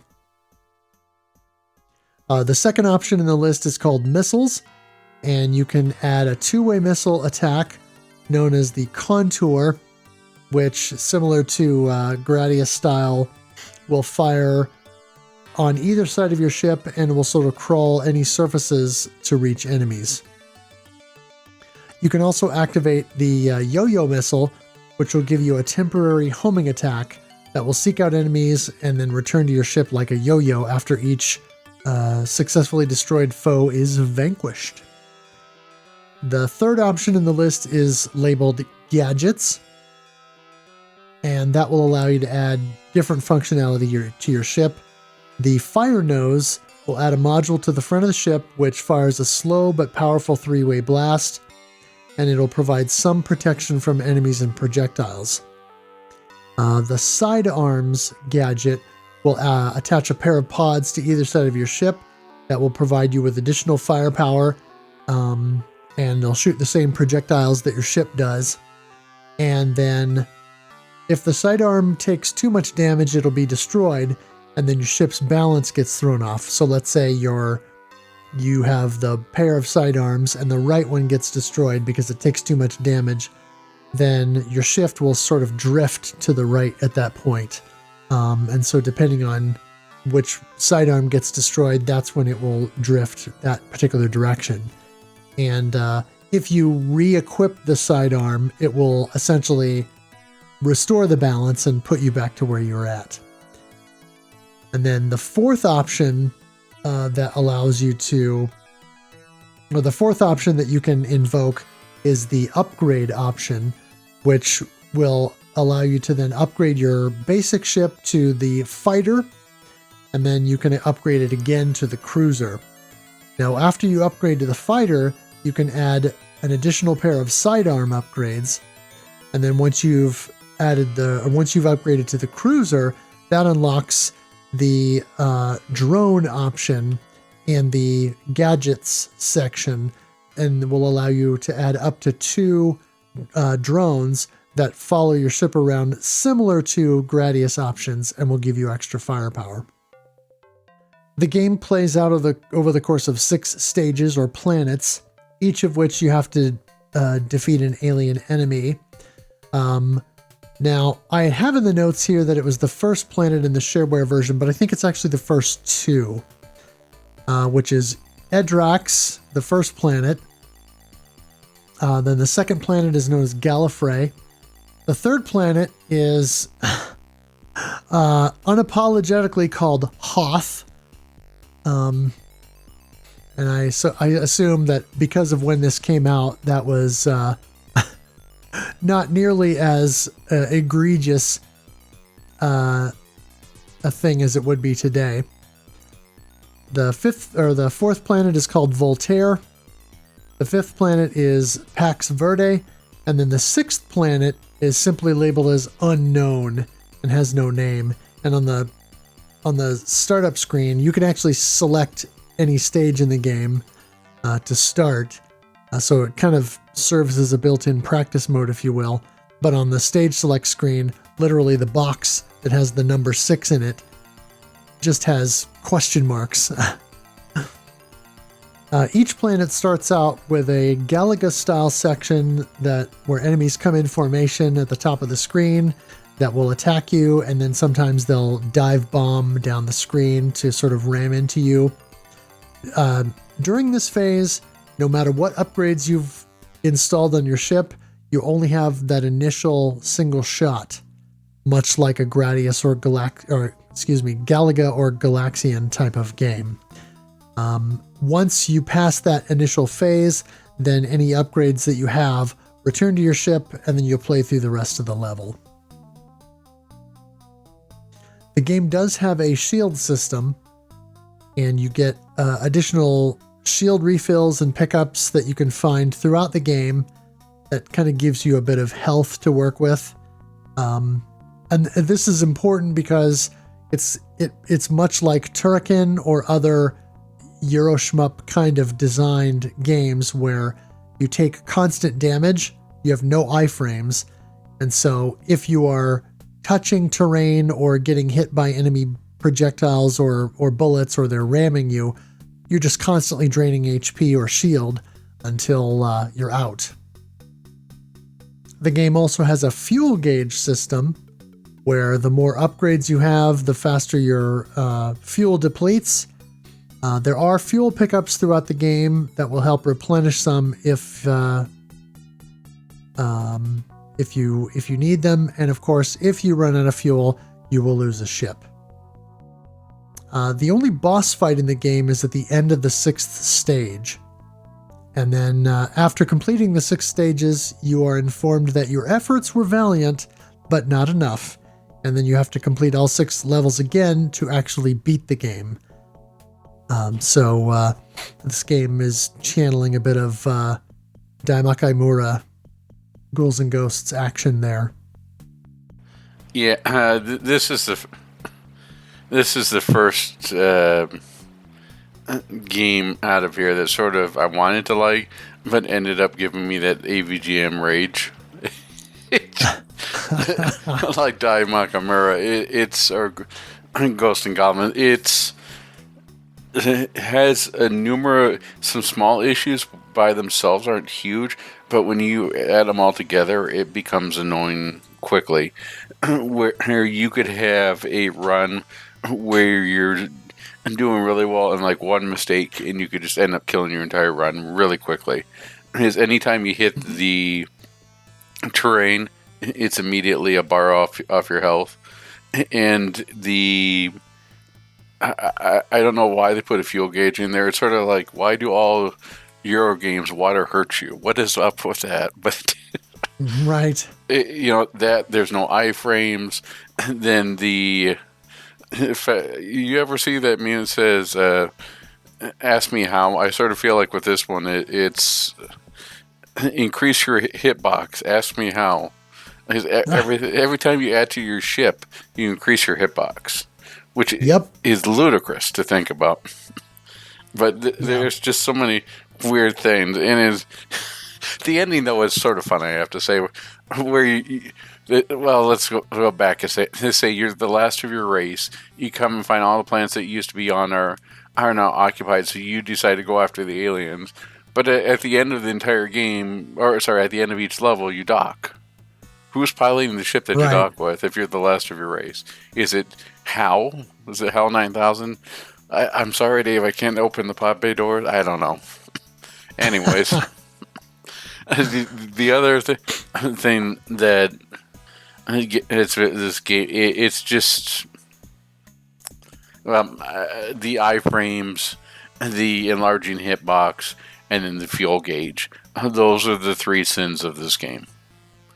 And I think what happened was any chance for this game to get better via a sequel was squashed really quickly because they had titles like Tyrion and Raptor Call of the Shadows come out.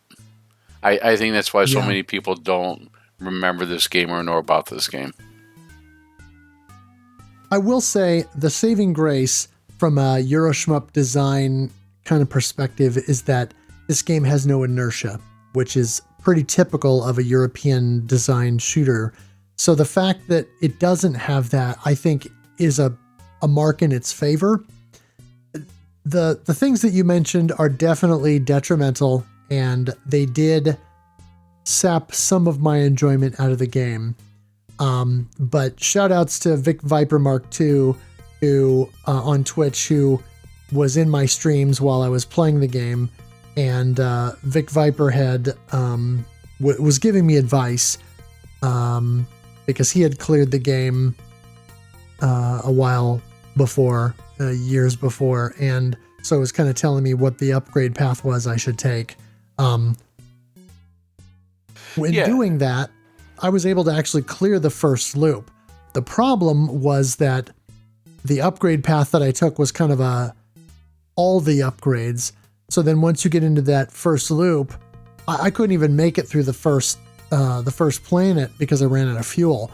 So I think if you can find a balancing act between being sufficiently powered up, but not using fuel like it's going out of style, I think there's a distinct possibility that you could get good enough at the game to clear the second loop. And honestly, I feel like it wouldn't take that much practice to probably accomplish that, because I didn't feel like the second loop was really much harder than the first loop. It's really just a matter of balancing your fuel and all of that. Yeah, I have to say I don't hate the game. I just think it doesn't respect the player's time. I think it's sort of like, as you mentioned, Ghosts and Goblins. It's got a very... What's the way to win in Ghosts and Goblins? Get the knife, get the knife, get the knife.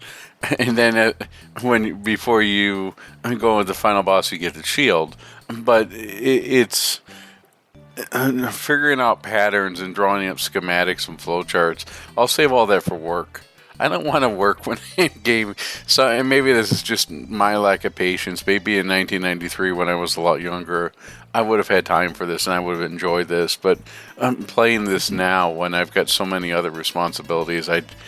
It's really hard to stomach. Yeah, I don't remember how much of this I played as a kid. I know I played it some. Once we got I think a 386 in the house. And you know, the EGA graphics in this game actually do look pretty good. It scrolls smoother than Major Striker. I think in part because it's a slower scrolling game and because the backgrounds are all really basic with just stars and things other than the terrain you can run into. And so I feel like because it's a very good looking game that is smooth, that at least is another point in its favor.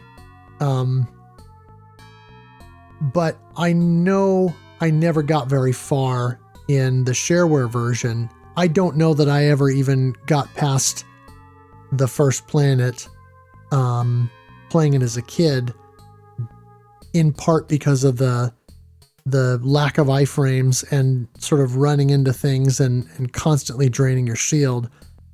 I remember having fun with it, but I remembered after I went back to it last month, I remembered the frustration of, oh yeah, if you touch anything, you drain your shield. But once I kind of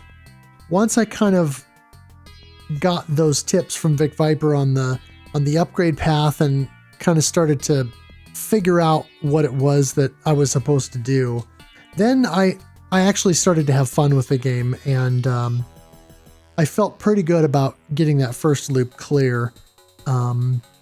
So, I feel like, I don't want to say I got revenge on the game from never really making any progress as a kid, but I only ever had the shareware version as a kid, so I really would have only played it casually to begin with.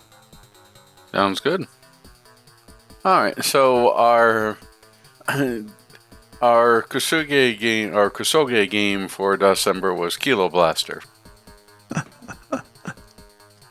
Kilo Blaster is a fixed-screen shooter written by Alan Pilgrim and published by Epic Mega Games in 1992. Music was composed by Dan Froelich. This game plays out across 3 episodes, with the first, The Death of a Starship, being available as shareware, and the other 2, No Way Out and Final Battle, only available after purchase. The game runs in 256 color VGA, though a lower res EGA mode is available.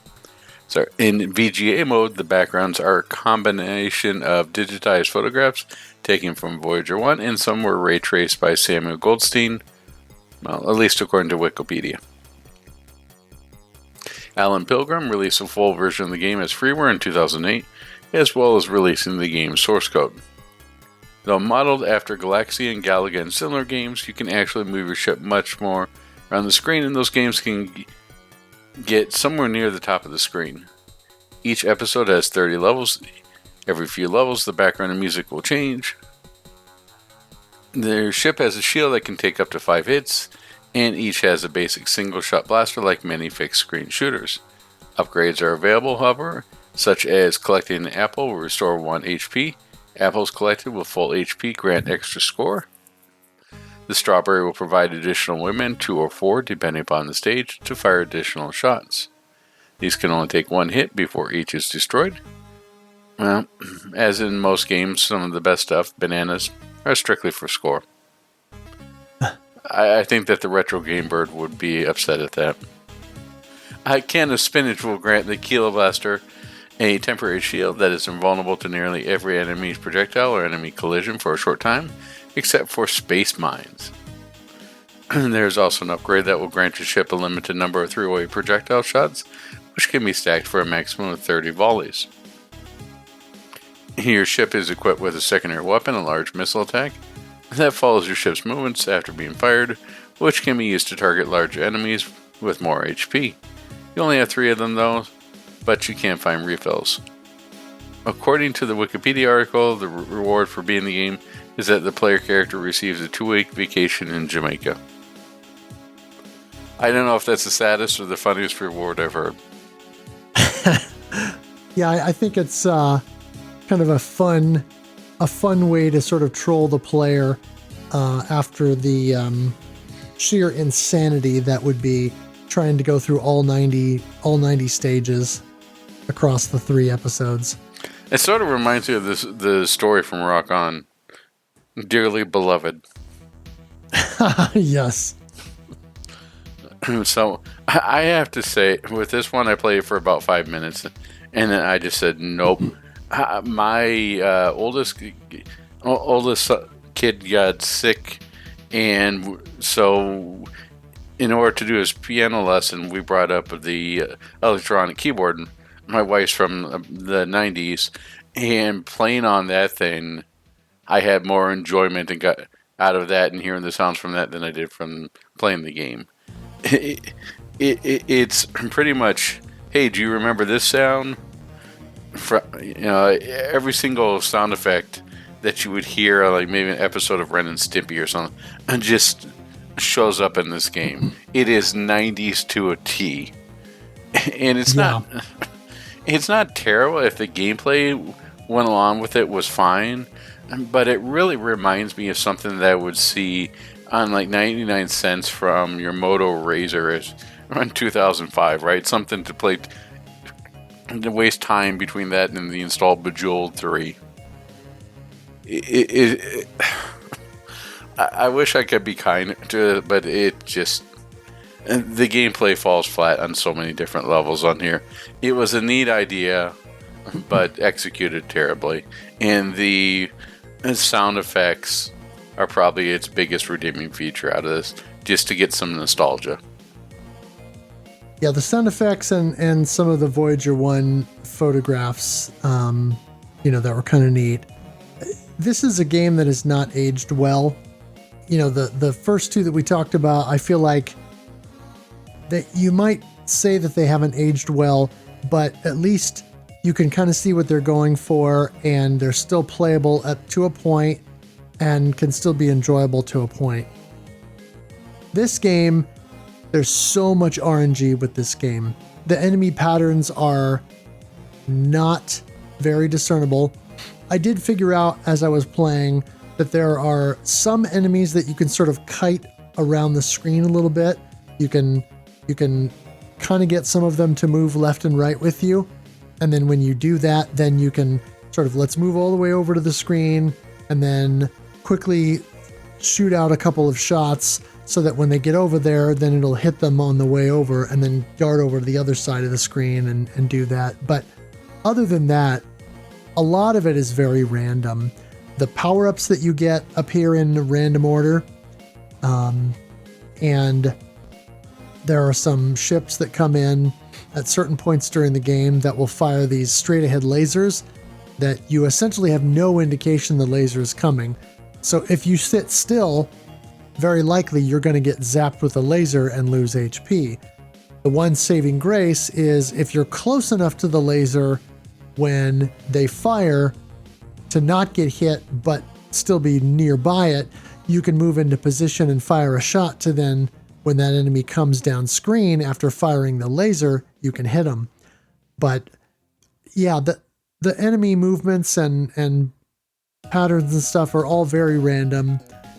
There are some situations where the only way you're going to realistically get through a level is if you get lucky enough to get a can of spinach that then when you get the shield, you can just ram into everything.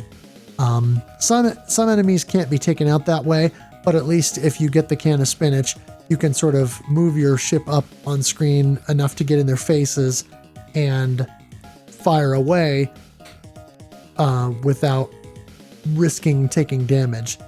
Or you have to get lucky and get a bunch of apples to drop. Particularly in episode 2 and 3, the amount of projectiles that enemies will fire out and the amount of sort of dive bombing and kamikaze attacks that the enemies will have ramp up quite a bit.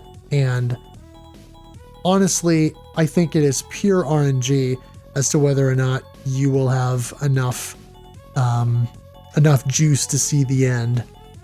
I got close to getting through all 30 levels of episode 1, but I can't imagine ever seeing the end of episode 3. And the music in the game is catchy. I did enjoy that. And the interesting thing about running it on the Mister is, for whatever reason, no matter what memory option I chose when booting up the AO486 Mister Core, I could, if I ran the game with sound effects and music at the same time, eventually the game would crash. And I had problems with some graphical corruption a couple of times on stream where the background graphics would glitch out and then it would just be this white noise like what you would see when we were kids growing up when a TV station stopped broadcasting content overnight and it was just the snow kind of thing that you would get. See, I think you're ignoring the signs. The own game is telling you not to play it, but yet you continue. Right. But I was only able to really get sound and music working partially. And eventually I think I settled on the music because the music was catchy and the sound effects would sometimes cause it to glitch out.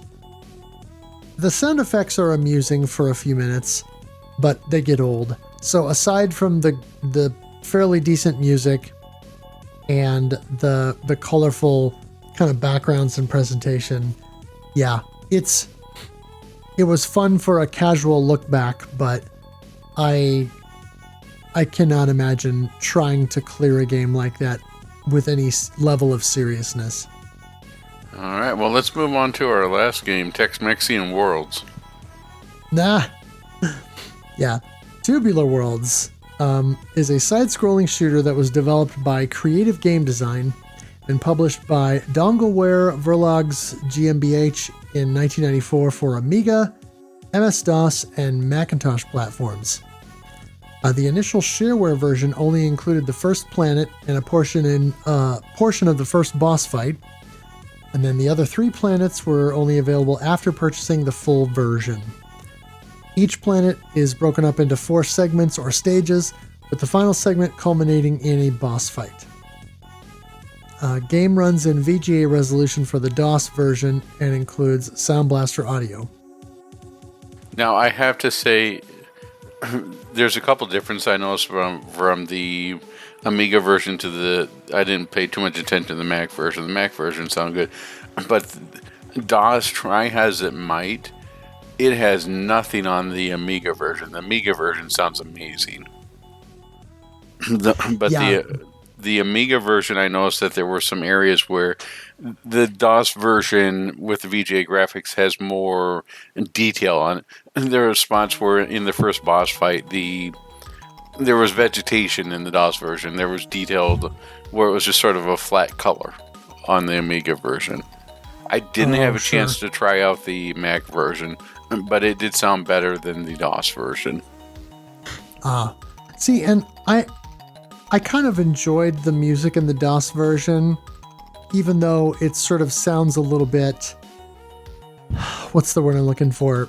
It has this sort of keyboard sound to the music in the first stage or the first planet that is this, I'll call it plinky kind of keyboard sound.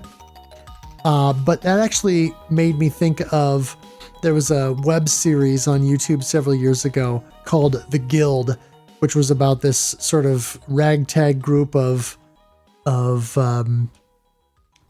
gamers who were all playing this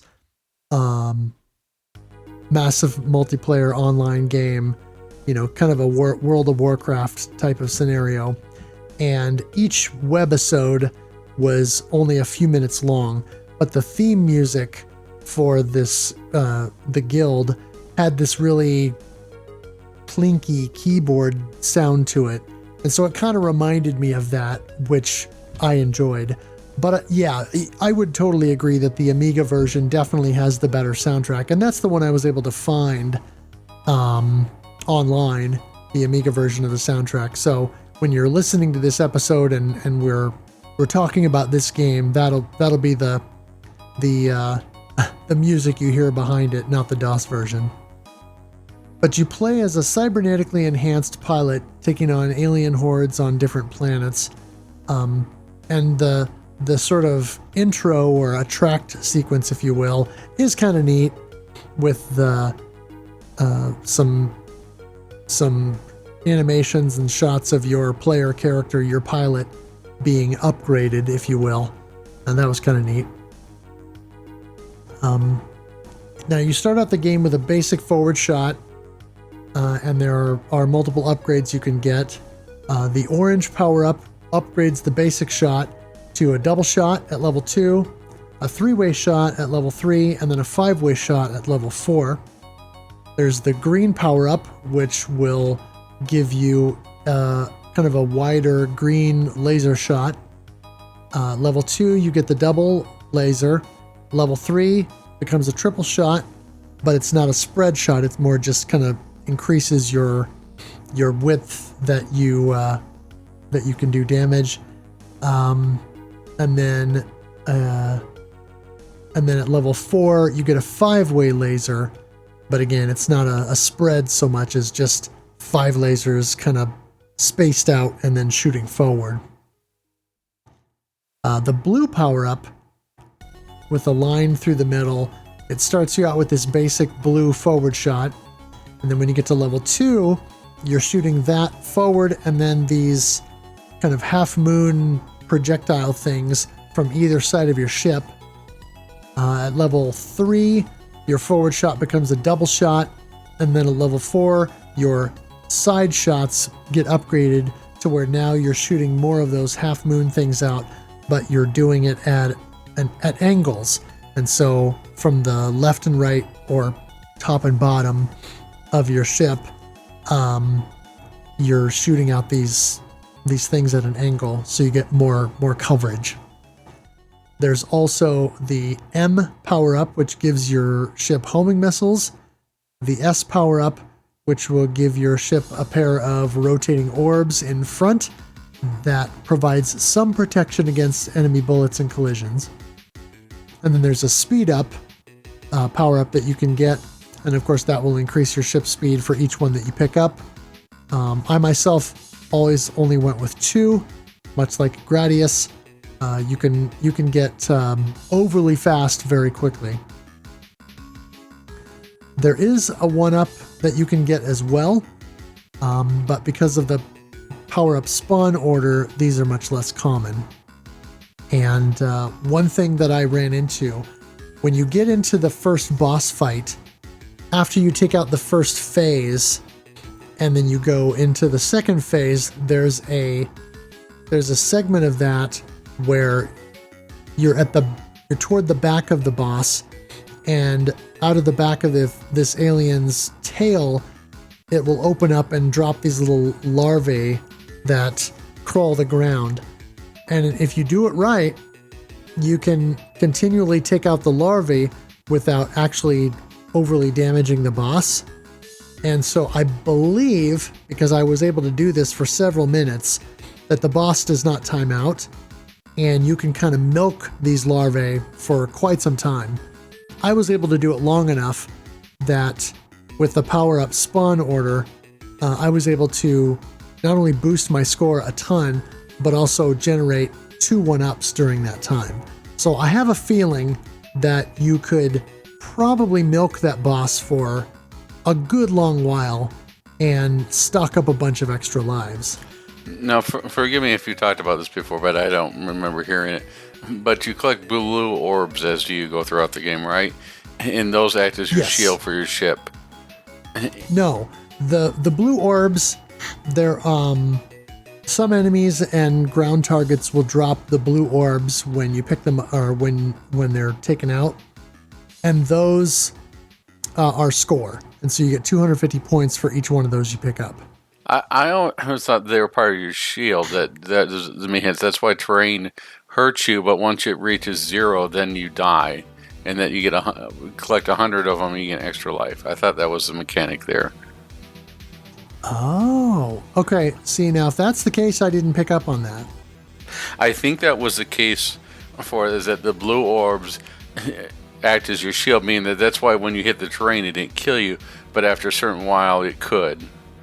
Because you're hitting the terrain so much. I don't think so. I don't think the terrain will kill you in the game unless you are behind something terrain when the game auto-scrolls past that point. I need to replay a little bit. I definitely got janked by that terrain in the stage 1, the first part of the stage, when you get that little pocket of power-ups, and it sort of goes over there, and then I got trapped in between that and the scenery, and it just sort of, I got stuck inside the wall, and it just it just knocked down my shield until it killed me. So that was definitely frustrating, but I'm pretty certain that acts as your shield, but that's okay. You definitely want to keep collecting those blue orbs. The other interesting thing that is, I'm not sure if there's a technical limitation or what, but each one of these stages is sort of split in chunks, right? You almost get, reach a checkpoint, and then you if you reach a checkpoint, and then you finish. It's not how you would normally see it on a Japanese developed. Or even the schmucks that we were talking about earlier.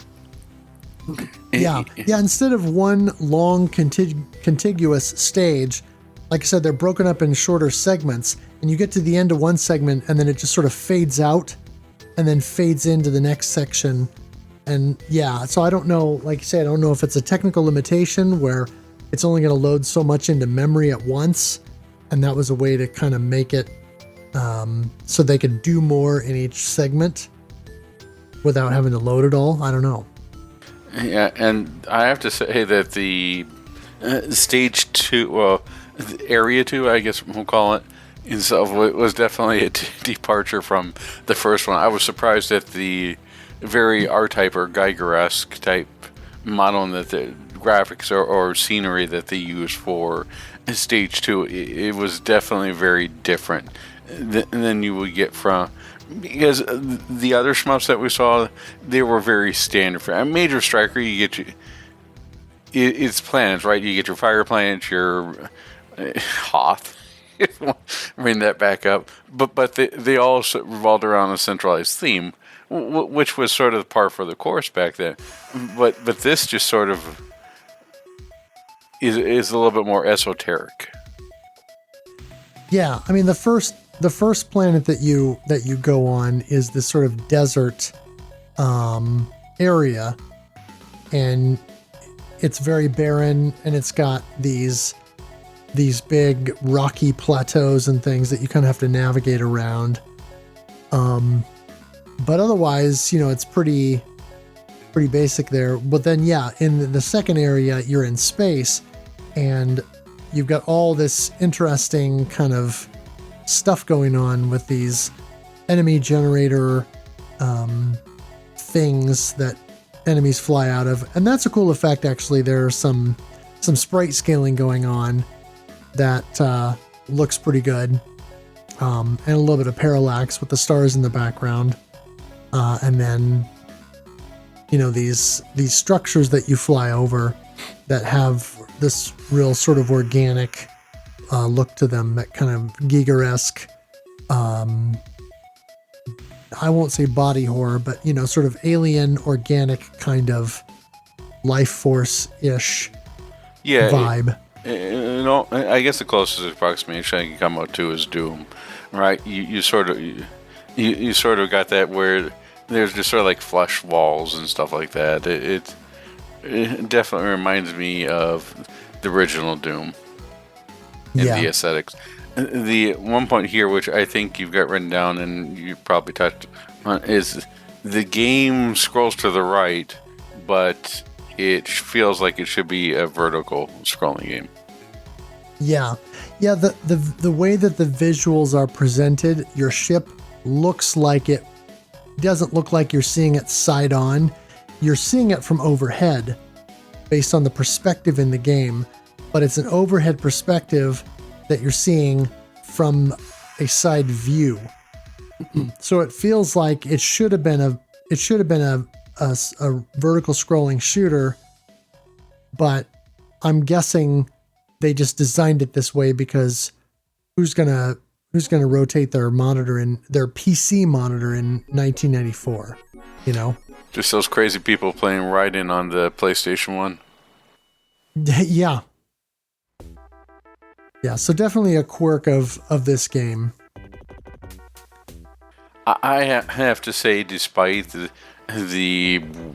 little bit of weirdness with this, as soon as you get more used to the control scheme and the way that the game scrolls, this is the most modern and probably the most playable out of the 4 games that we have. It's definitely something that has the soundtrack going for it. It's got the look going for it. It's got the controls. It feels very much like something that could have been ported to the Genesis or the Super Nintendo if it had just a little bit more polish put into it. It kind of makes me think, since it's also an Amiga game, it kind of makes me think of something like Battle Squadron that did get a port to the Genesis. Now, that might not be the best example because I want to say the Genesis port lacked a little bit of polish. But yeah, this similarly, I think, is something that you could have seen on the Sega Genesis and probably would have been reasonably well regarded. Then the one thing I just picture somebody doing is you got that Sega mouse, or even think of like the Super Nintendo mouse. You do imagine using that to play the game, because they do have mouse control support here, and I tried it, and it's interesting. It's workable, but it's not as easy as keyboard or a joystick.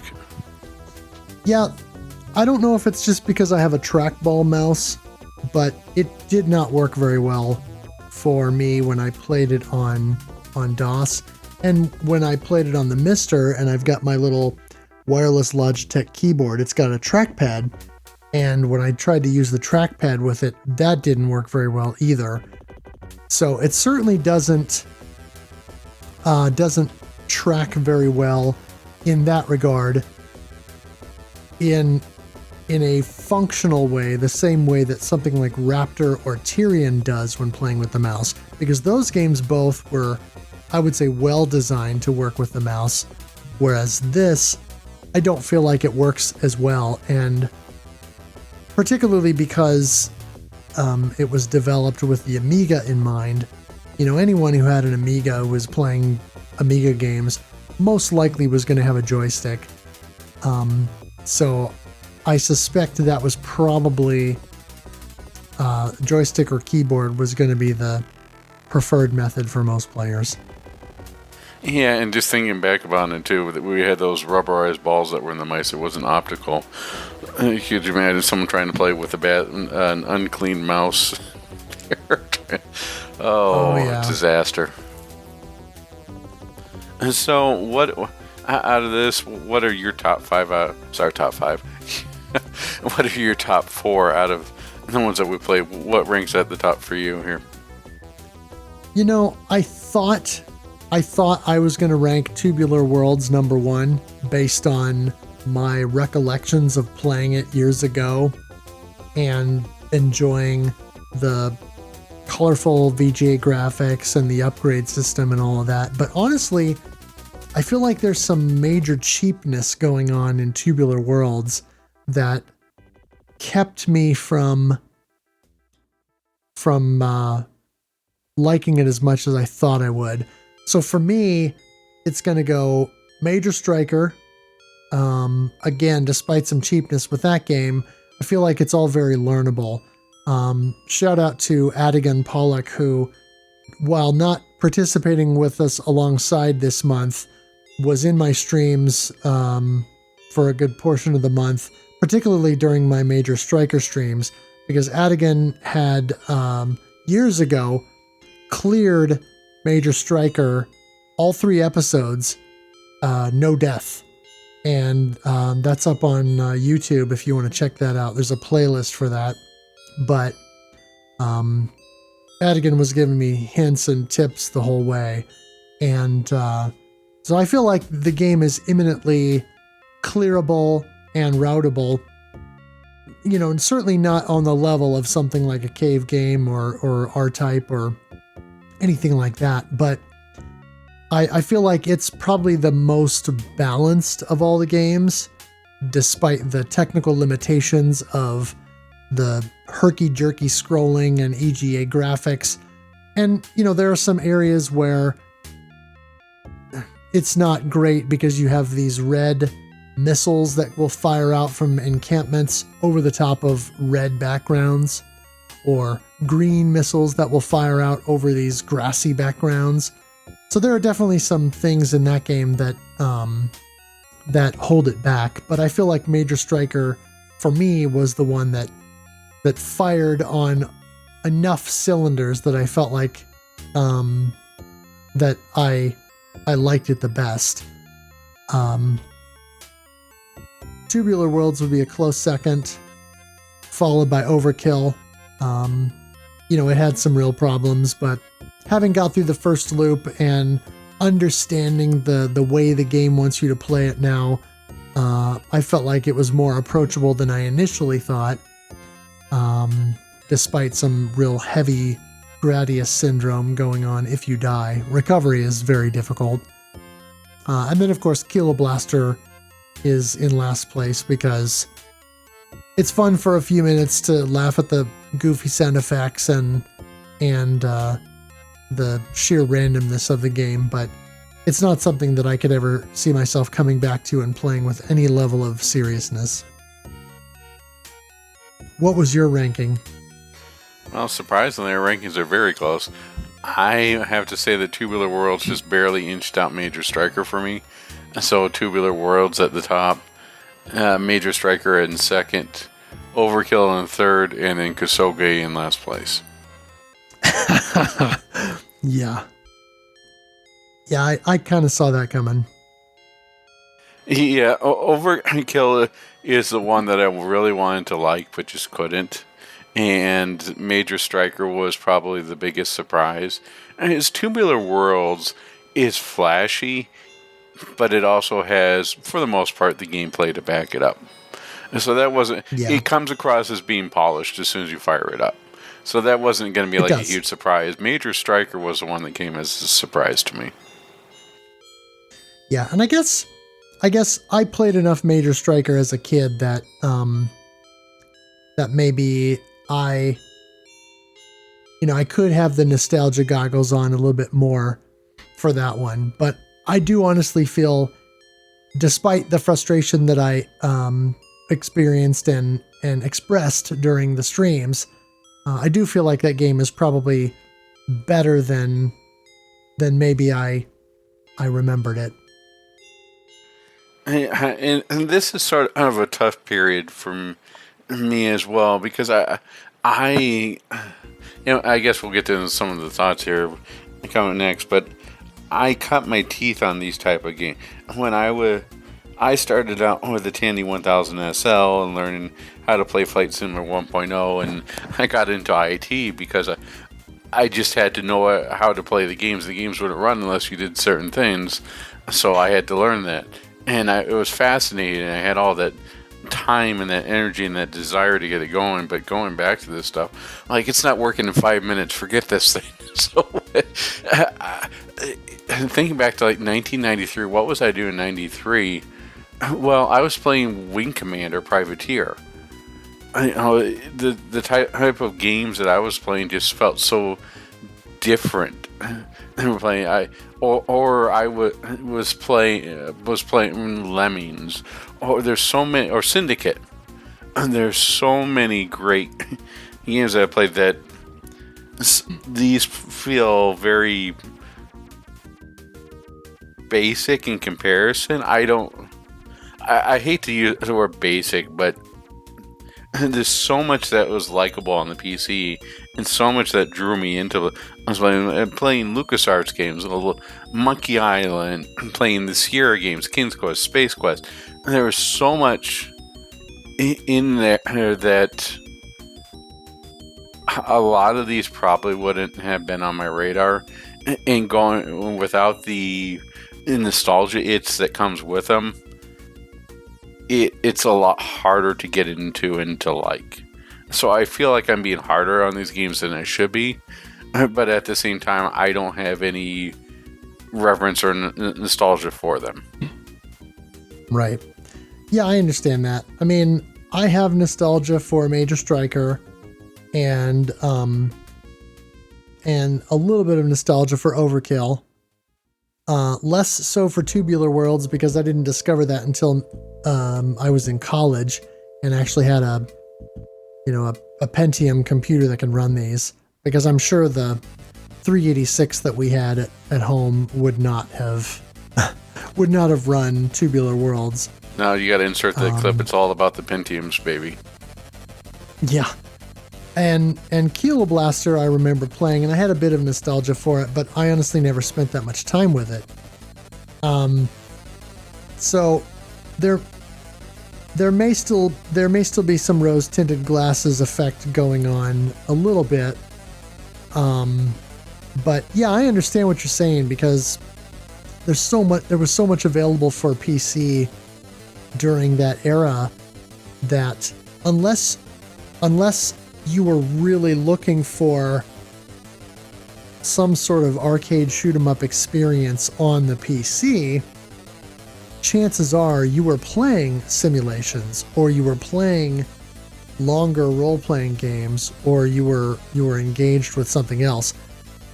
I didn't have access to a lot of that stuff because we didn't have a powerful enough PC to do most of that, unless it was limited graphics and limited capabilities. And of course, I had spent a good portion of my childhood with the computer playing on the IBM PC Junior and a souped up 286 that was overclocked. And so I was already heavily into the shareware and playing a lot of these simple, basic, somewhat primitive action games, shareware action games, and very little that you would call more puzzle oriented. You know, that sort of stuff was more like, well, we mentioned it in the beginning of the segment here, Pharaoh's Tomb. That was an RPG game. Or I mentioned Secret Agent in Crystal Caves, stuff like Paganitsu. Those were the kinds of less action, more cranial sort of games that I was engaging with. But again, they were still fairly simplistic and not a lot going on. Most of what I was playing as a kid was early shareware action games, and then later Apogee stuff like Commander Keen, the first Duke Nukem series of games, and then stuff like Major Striker. And so this was kind of where I lived on the PC, and it was most of that stuff that I got outside of playing NES at friends' houses until I got my Game Boy. And then even after I got my Game Boy, I was still playing this stuff. And even after I got my Sega Genesis, I was still playing this stuff on PC because I could. And because there were times when that was what I was in the mood for. But yeah, I mean, I could see these being hard to go back to. No, I definitely played my Jazz Jackrabbit, Jill of the Jungle, even Wolf 3D was a seminal release. There's all sorts of stuff that's just coming out, and even if you were look back at it now, it was sort of the golden age of PC gaming. And Steam has sort of normalized what we have here. Everything's becoming homogenized, even the consoles themselves, right? There was a retro bird then about how everyone's excited for what Nintendo does now because they know it won't be the same as what Sony or Microsoft does. Win or lose, right. Pass or fail, crash or burn, Nintendo stuff will have its own personality and be different. And that's what gets people excited. And I think that the PC had its own space in that too. It feels, and maybe that's why I find it a little bit harder to get back to, because that type of space and that type of game, at least in my mindset, lives in the console space. If I wanted to play a game, the only game that stands out to me that is console-like is Commander Keen. And if Wolf, if you mentioned the original Wolfenstein 3, that's a computer game to me, first of all. Well, except unless someone's going to go, what about the Apple II version? But, those type of games to me are the types of experience you couldn't get on console very well. The console was known for smooth scrolling and for those type of shit like Gradius and everything else. That's, I think, and it just felt like someone's, I'd hate to say that, but we have Japanese, we have shmups at home, but it's just... Right. I understand what they did. They did what they could with the technology of the kind, and they did some really cool stuff. It's just not that space where it could be nurtured and given what it needed to be. I could see you're still having fun with it. I'm sure that people are going to be saying, hey, I really liked my Razer version of whatever this shmup is. Maybe someone likes, what was it? The one, it wasn't Judgment Silver Sword, but there was a shmup that we talked about. That there was a Java version that was released on like Japanese mobile phones. I'm certain there's somebody out there who loves that, but it's not. It's not exactly the most conductive hardware to it, and it sort of feels like I'm trying to say, yes, this presentation could have gone better, but you volunteered and you're one of the first people in your class to do so, so we're going to give you a pretty high score. Yeah.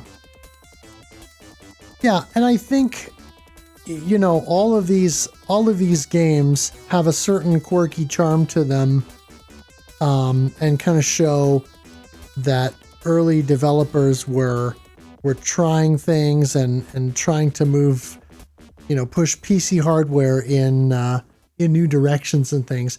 I don't think you started to see the caliber of shooting games on PC that we would come to expect on more of a console or arcade level until you started to see stuff like Raptor or Tyrion or maybe even Baryon, you know, games of that type, which were more mid-90s releases I think started to really push the envelope. I think by the time that 95 had hit, 96 things started to pick up. And even more so once you hit into like 96, 97, right? Where you start into the 3DFX cards and you start to see PCs get all sort of you start to see the 3D acceleration craze take off. That's when you start to get more and more into console parity, or in some cases even succeeding consoles, surpassing consoles. But it's funny thinking back on, because I don't think that we're going to have that space. And some people say AI may do it, but we'll see. I just can't see that much change happening that quickly. How quickly things happen between 90 all the way up until 99, the technology gap is just incredible. Yeah. Whereas if you look at like 2000 to 2010, it's a lot more muted. Sure. And now things are becoming a lot more homogenized, which in some ways is a good thing, but it's just fascinating period with so much change and so much new technology coming around all the time. Just to go back and see what people were trying to do, regardless of the limitations or even the end product, it's still pretty impressive to go back to. So I'm definitely glad we did this, even with some of these things are better left in people's memories. All right, well, let's move on to some thoughts from those who joined us for the month. Corkman77 said, "Oh man, now I remember why I bought a Sega Genesis in 1991 and didn't buy more PC games." No, I get you. With the simplicity of this versus trying to get everything working, the computers are something that I ran up on a wall myself, and I says, I'm not going to let this thing beat me. I'm going to figure out how to run this game. And my stubbornness won out, but I could totally see going the other way. And in retrospect, maybe I should have, but it's not there. Also, when you read this off, all I could think of is you saying Deep Thoughts by Corkman.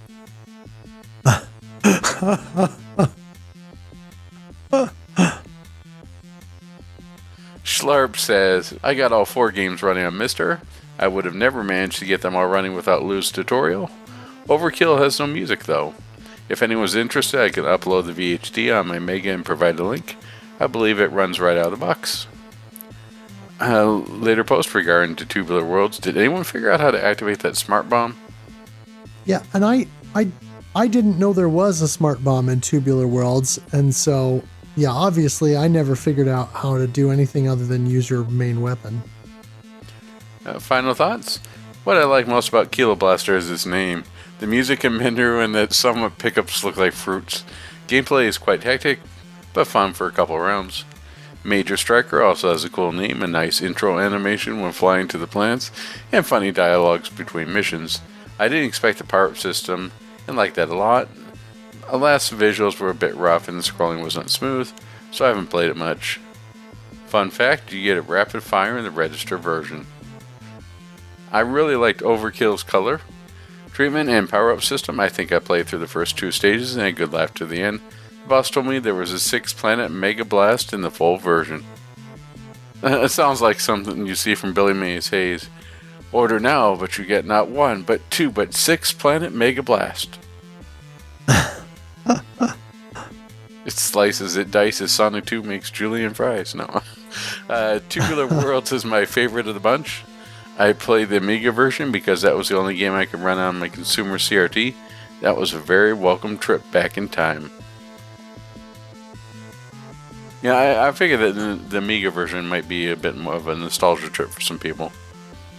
Yeah. Oh yeah, and I gotta say, Schlarp was the MVP of the month for sharing that virtual hard drive, because that is what allowed me to very quickly get these games running.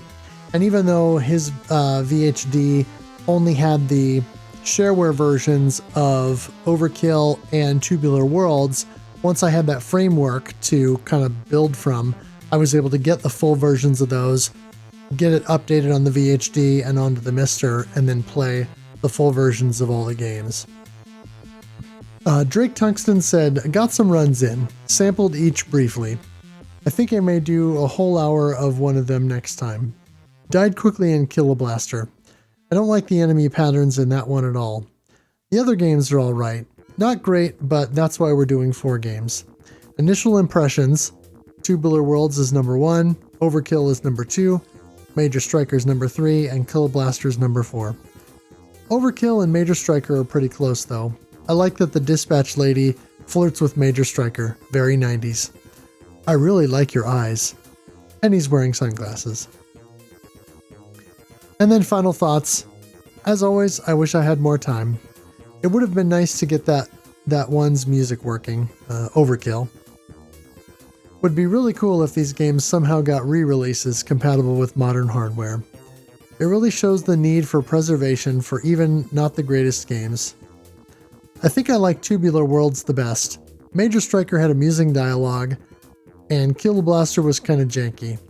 I really did not like the random zigzag patterns of the enemies. I really like the power-up system of that one that the music wasn't working on. Overkill. It reminded me of Gradius, but was different enough to be interesting. Game Engineer 112 says, about Major Striker, it's definitely a funny little game like Star Soldier on steroids, only on less powerful hardware. I'll say the music's pretty neat. Yeah, so final thoughts on our DOS-cember games. Final thoughts on DOS-cember games is it was a neat period in time, but I'm glad we're back in the present. It's one of those things where it's better in my mind those times than maybe really it actually was. So I'll just keep it in my mind. Sure. It sort of reminds me a little bit of like when I was growing up, and I was quite young, back when dinosaurs ruled the earth, as my children like to say, but back when I was younger, Superman for the Atari 2600 was such an amazing game for me. And I just remember it being a great game. And I played it not too long ago. I'm like, oh, jeez. So it's just one of those things that you get the nice warm fuzzy feeling, and that's probably the most you're going to get out of it. So just interesting time capsules, but better left in the warm fuzzy memory of feelings of nostalgia. Yeah, and I kind of take a different approach on that. I understand some stuff being better left to nostalgia. One of my first video game experiences was Pac-Man on the Atari 2600, and although it's not a great version of Pac-Man, it was fun for me at the time, and it was fun as a kid. I understand that every other version of Pac-Man pretty much blows it out of the water. I do still think it can be fun in short bursts, but yeah, obviously it hasn't aged well, and you're better off playing pretty much any other legitimate version of Pac-Man than that one.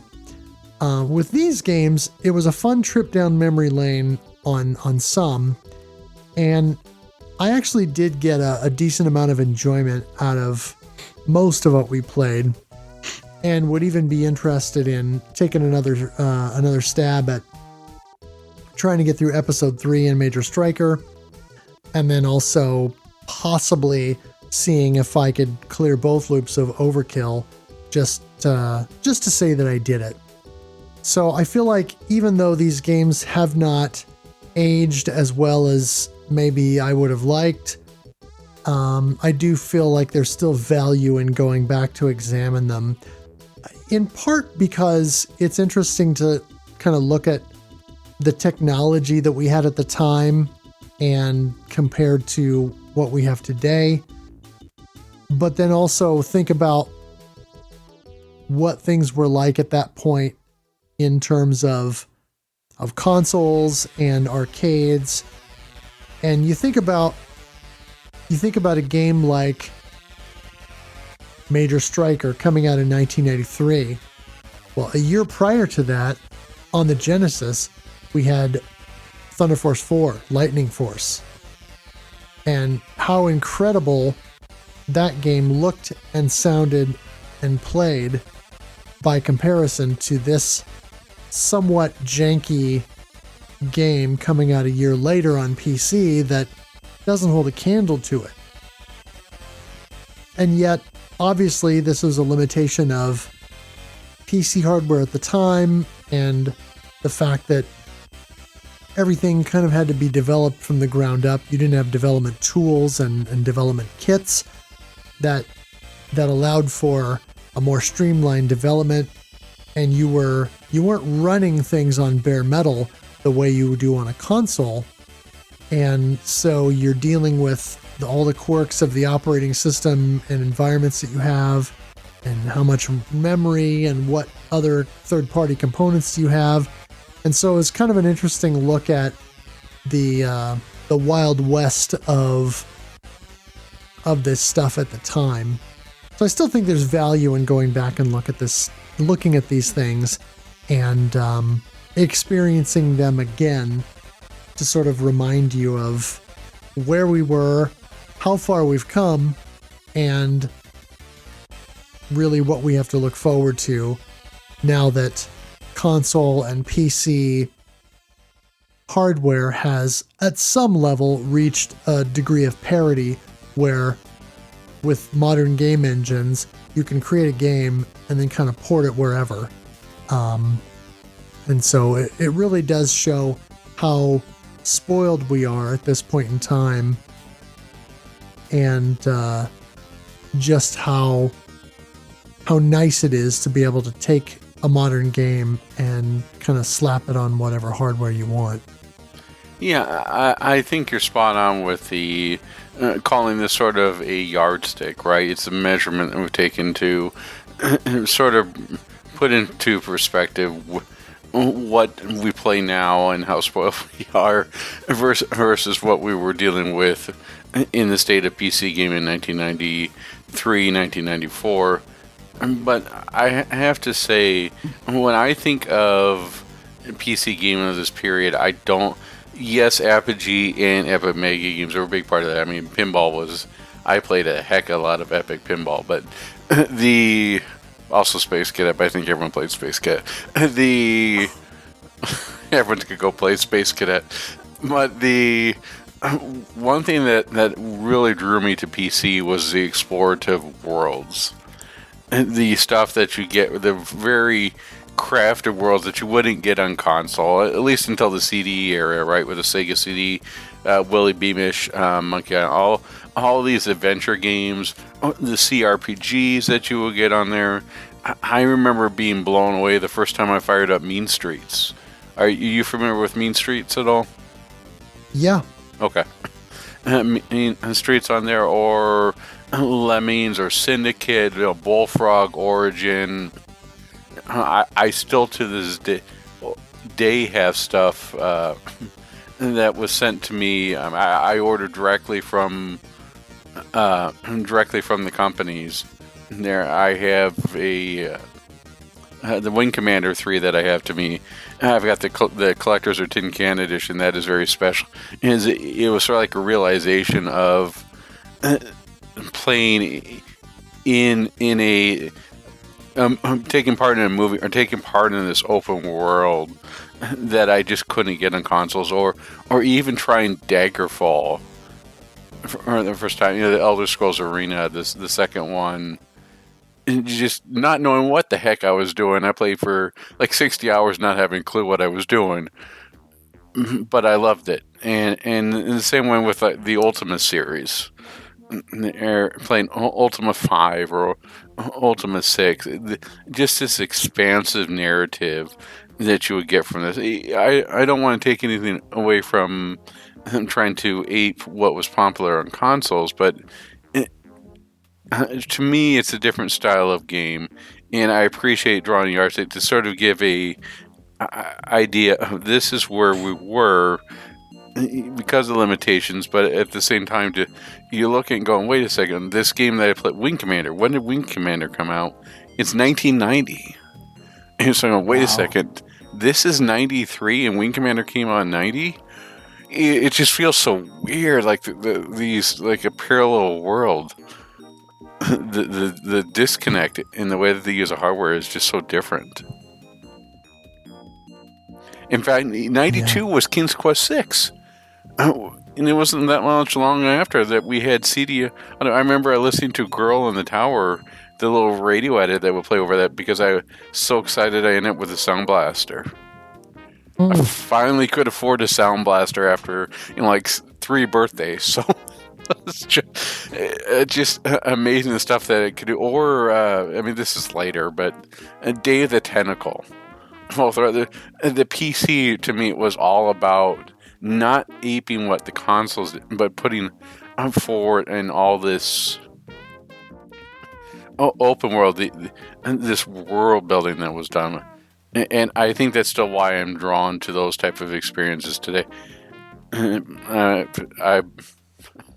can't imagine how many times I replayed Skyrim or replayed Oblivion, or even some of the weirder Todd Howard stuff, such as playing Skynet. Terminator Future Shock and Skynet, the two ones that he did. I don't think I would be the... I should give maybe a little bit of explanation here. The first time where I really drew and felt drawn into an open world was when I played the original King's Quest. It was unlike something I ever played.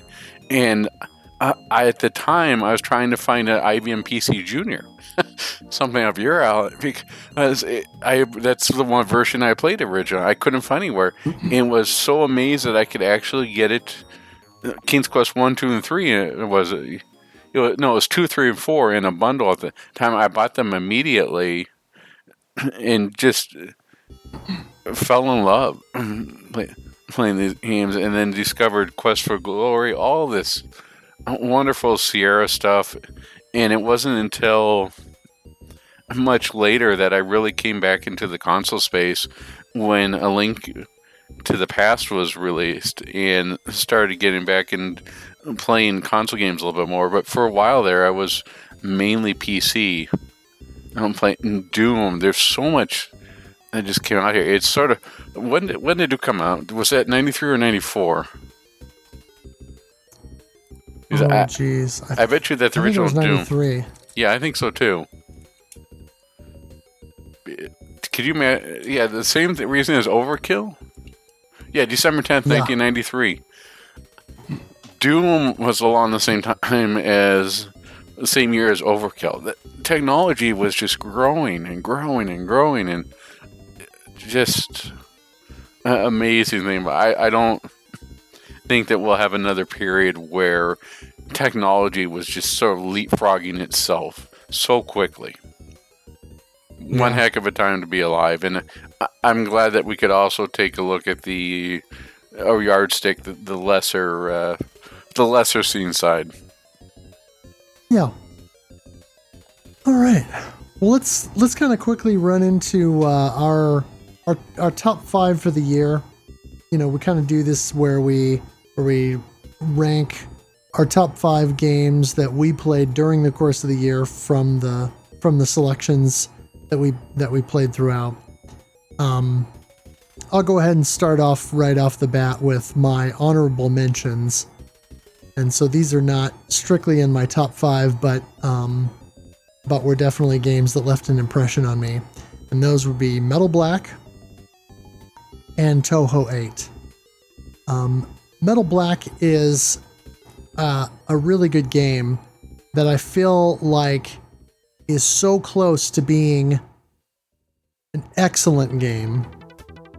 The things for me that hold it back are the extreme RNG in the bonus stages, that because your scoring is so heavily dependent on them, makes playing for score a slog, because if you miss enemies and you run out of time, I mean, you might as well reset, because you're gonna get hosed. And then also the weird difficulty spikes in different places in the game, where suddenly the game becomes a lot more difficult to kind of navigate through. And it's sort of this weird back and forth in that regard. You know, the stage 2 segment toward the end of the level that ramps way up, and then the subsequent stage is relatively breezy except for one part toward the end of it. So, you know, again, it's this weird push and pull effect that goes on. I think had Taito spent a little bit more time balancing the game, it could have been an amazing shmup. Right now, I would say it's a good shmup, bordering on very good, at least in my opinion. I know there are others who absolutely love it, but I feel like it could have used a bit more polish. And Touhou 8 definitely left an impression on me. I kind of wish I would have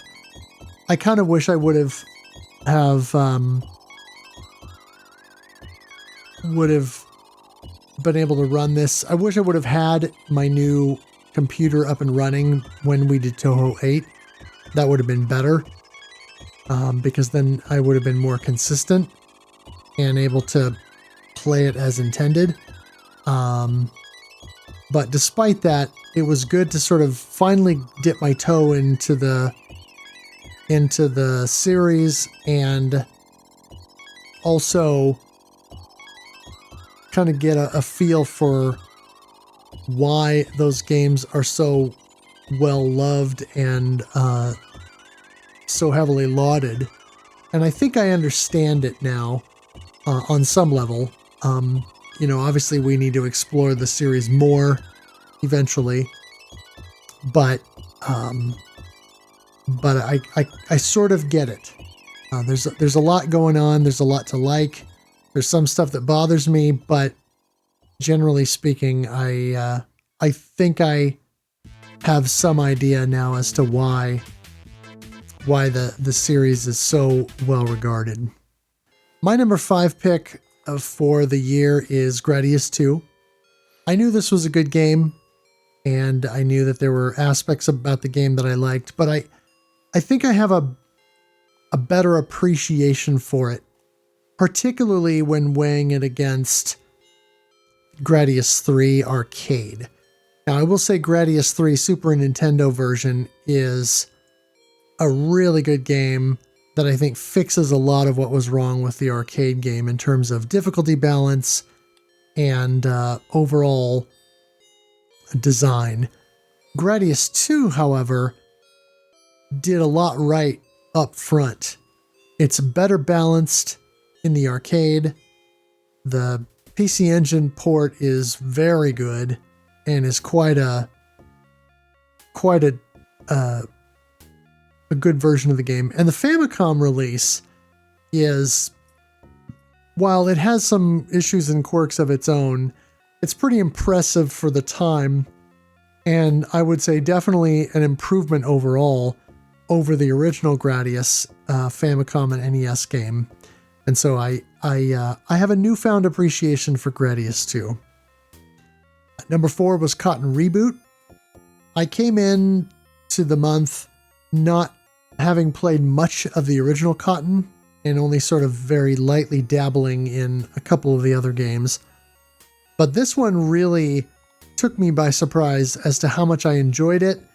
And I felt like some of the issues with visual acuity aside, because of all the stuff going on screen, this was a really good take on bringing an older property back and modernizing it in a way that doesn't betray the original game, but yet brings enough new stuff to the table that it does feel like a different experience, even though there might be bits of deja vu for those who spent a lot of time with the original. So I really feel like this is a nice way to update an old classic, keeping the spirit of the old classic while bringing in enough modern elements that it becomes its own experience. Number 3, I had Super XYX or Super Zykes. This one surprised me. When I first bought the game on Steam and played it for a few minutes, I got utterly destroyed because of the fast pace and sort of not really knowing what to expect. So I kind of went into the month when we played it with some degree of trepidation, thinking, am I going to embarrass myself on stream and just get absolutely wrecked every time I play this game? Thankfully, after I got my bearings, I got a rhythm with the game and really started to get into it. The music is great. The graphics are awesome. The gameplay is engaging, and I like the fact that, you know, you've got the different characters that you can select and the different ship types. So there are different ways to approach the game, and you can really find something that works for you. And of course, I ended up clearing the game throughout the month multiple times. I didn't clear with every ship, but I was able to do it with enough of them that I felt pretty good about being able to do it. And of course, then I also was eventually able to clear the game while also beating the TLB. And that was a very satisfying and triumphant moment for me. So Super Zykes definitely left a good taste in my mouth at the end of the month. Number 2, Kaikon. Again, this is another one that surprised me. I came into it and initially felt like, wow, this game is hard. And once again, shout out to Desmaku, who came into my stream when I was playing the game and gave me some tips. And as soon as I understood what it was I was supposed to do in terms of learning the flow and the scoring of the game, I took to it almost immediately. And then I started to get addicted to the gameplay and really dove in and enjoyed the atmosphere of the game and engaging with the scoring system and kind of the ebb and flow of how the game is meant to be played. I will say that while we played during the month just prior to the Steam release, so I played the itch.io release more. I did enjoy playing the Steam release after that came out, but I definitely enjoyed the soundtrack of the original itch version more because I felt like it was more variety and better suited to the game's atmosphere and overall feel. Either way, though, Kaikon is a pretty good game, and I really got a lot out of it playing during the month, and I feel like once more it's just another game that is helping me to learn and adapt more to a more manic or bullet hell kind of thing. And I guess number 1 is no surprise, but it's Gunvein. And it's a bit cheap to just arbitrarily pick Gunvein because, you know, we focused on it all year and I put a ton of time into it. But between clearing the game on mild with all 3 ship types, clearing handheld mode with 2 of the 3 ship types, and clearing intense, the default difficulty, with 2 out of the 3. Again, this is another example of, I think I'm finally coming to grips with Danmaku at some level where I've maybe only truly got a good idea of that style of game within the last probably 3 years. I got a taste of it with Crimson Clover and with Ghostblade. And I got a taste of it with Ketsui when we played that. And I got a taste of it with Battle Garega, even though it's not strictly Danmaku. There's certainly a lot of that going on. But once I started to play Mushihime-sama more in earnest, and particularly this last year, as I started to really dig into Gunvein, it helped me to get a lot more comfortable with the idea of, I got to be right next to the bullets, or I got to be right in the thick of this pattern. I'm still not there in terms of being fully comfortable with that. I still have the bad habit of wanting to panic dodge or wanting to try and macro around stuff when I should be microing through it.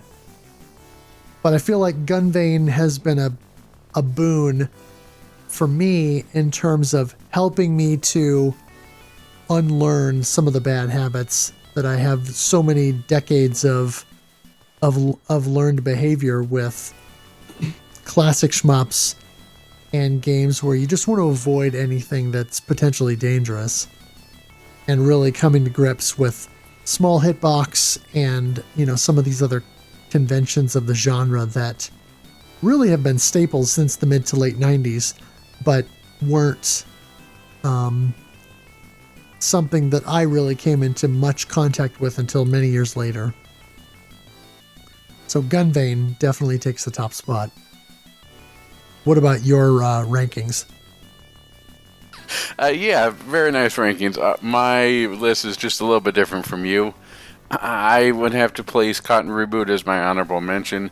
The reason for that is I played the original Cotton quite a bit, and Cotton Reboot is something I will go back to at least once, maybe twice per year, and play again and again. But as I said, I think I own 6 copies of this game. I've played it quite a bit. I just can't rake it any higher. If it were Cotton Fantasy, that would be different. But playing the original Cotton, even if it is a remake or a reboot, I just can't place it in the top 5. Not since this year was pretty strong. Number 5 was Kaikan.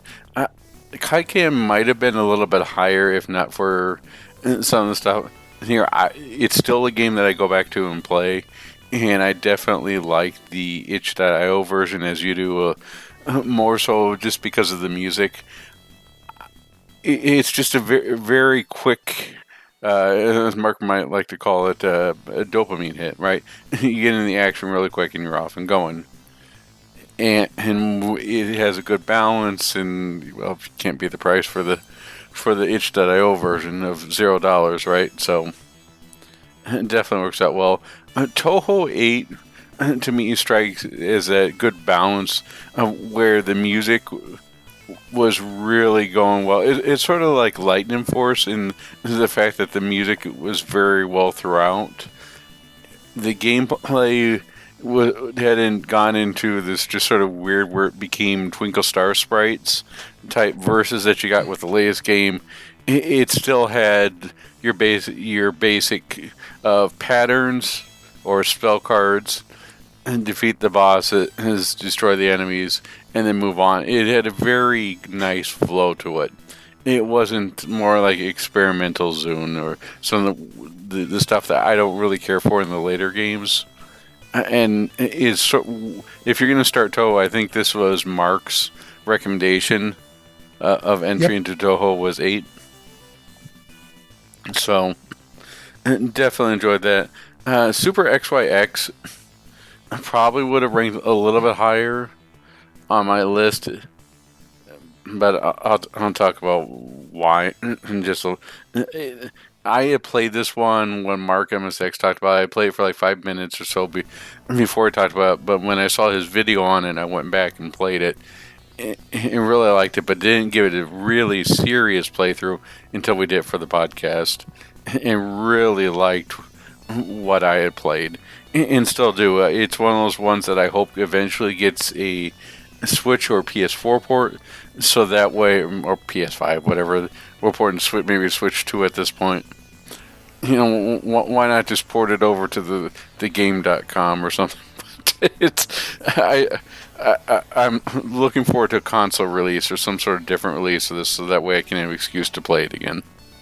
Now that the Super Zykes has been moved over to Game Maker Studio 2, it's possible. Yes, it is. I'm still hoping for that and Demonizer to come out. Yeah. Yeah. Now, and Metal Black is ranked so high for me because it was a game that I just sort of heard about, but when I got a chance to play it, it really surprised me. If it hadn't been my first time playing it, I don't think it would have ranked as high. But I really enjoy what I played, even if it does have its own flaws and issues. It was overall pretty well packed in the disco balls, all that other craziness, or Zuntata in the background. The game has personality and it's unique, which makes it memorable to me, especially for something that I'm coming new to. And the music was really good with it.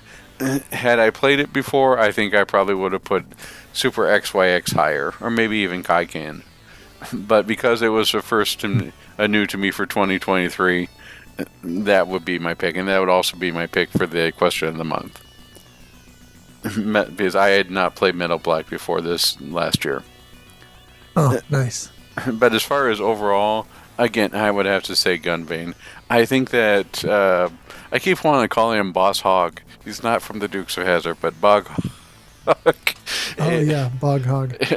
Bog Hog really knows the flow of shmup design, and he's got an article in there about how to create shmups, almost like a shmup creation wiki. But Gunvein does everything right at keeping the flow of the game moving, and I think that Mark MSX in his review sort of hit on the head. Like, if you look at the stuff that NG Dev did before, their stuff is very Euro, but with this, it feels, even though it's NG Dev published, this feels like it could become their breakout hit. I mean, Razion EX did pretty well, and I know it's a good game, but this feels like this is something that could definitely put them on the map. I think that this game will start spreading more with word of mouth, especially as the physical releases start to trickle out. I think it'll be maybe a little bit harder to find. We'll see. They say they're going to keep reprinting this one. Hopefully they will. But I think this is going to be the release that puts them into the mainstream versus just sort of being the niche market. I definitely hope for something more from Bog Hog in the future, and in the meantime, I'll just keep playing it. Yeah, for sure. Yeah, Good list. Yeah, I mean everything within this is done well enough to stack up against any of the cave games that we've done, which is why we made our focus shot for last year. I think that. Yep. Just from your word of mouth alone, that anyone who bought it, whether it be DJ Psycho or was it Corkman? I think it was Corkman who bought it, has really enjoyed the gameplay of it. Yeah, well, and I'm hopeful that we have at least had some influence in getting the word out about it, because there are so many of these indie shmups that either go unnoticed or fly under the radar, and Gunvein is good enough to stand up against many of the heavy hitters in the genre. It may not have the same kind of legs as the absolute best games that Cave has to offer, but as a as an early effort, I'll say, from a studio that has not been known for Danmaku games up to this point, being such a strong title, I feel like it really deserves the recognition. Yeah, I completely agree. The other thing I sort of thinking is, I don't know how long ago it was, but quite early on we reviewed Ghostblade, and I was wondering if instead of Ghostblade we had gotten Gunvein, how much more that would have gotten. It feels like we're in such a different paradigm, such a different era. And now, I don't know how many. I hate to say this, but I wonder if Ghostblade would have given most people would have given Ghostblade that much of a chance if the standard was Gunvein. That's true. I mean, don't get me wrong. I definitely had fun with Ghostblade, but it feels like we've come a long way from Last Hope and Last Hope Pink Bullets, Gunlord, and all the stuff that you saw with the DC Battle Crust. Everything that you've seen with the DC, just how much more polished everything and how much more commercial everything feels like it was actually designed by somebody who used to be ex-Toplan or ex-Rising or ex-Konami. Right. That's the level of quality we're getting.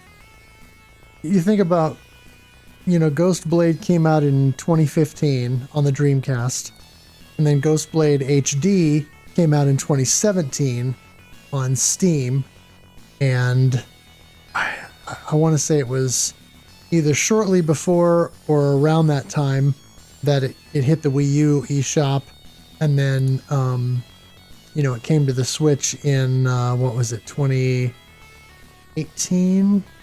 No, 2019. But you think about Ghostblade HD's initial PC release in 2017, and then Gunvein come out 5 years later, and what a monumental leap between Ghostblade HD and Gunvein in terms of visuals, gameplay, overall feel, all of it. It's such a jump.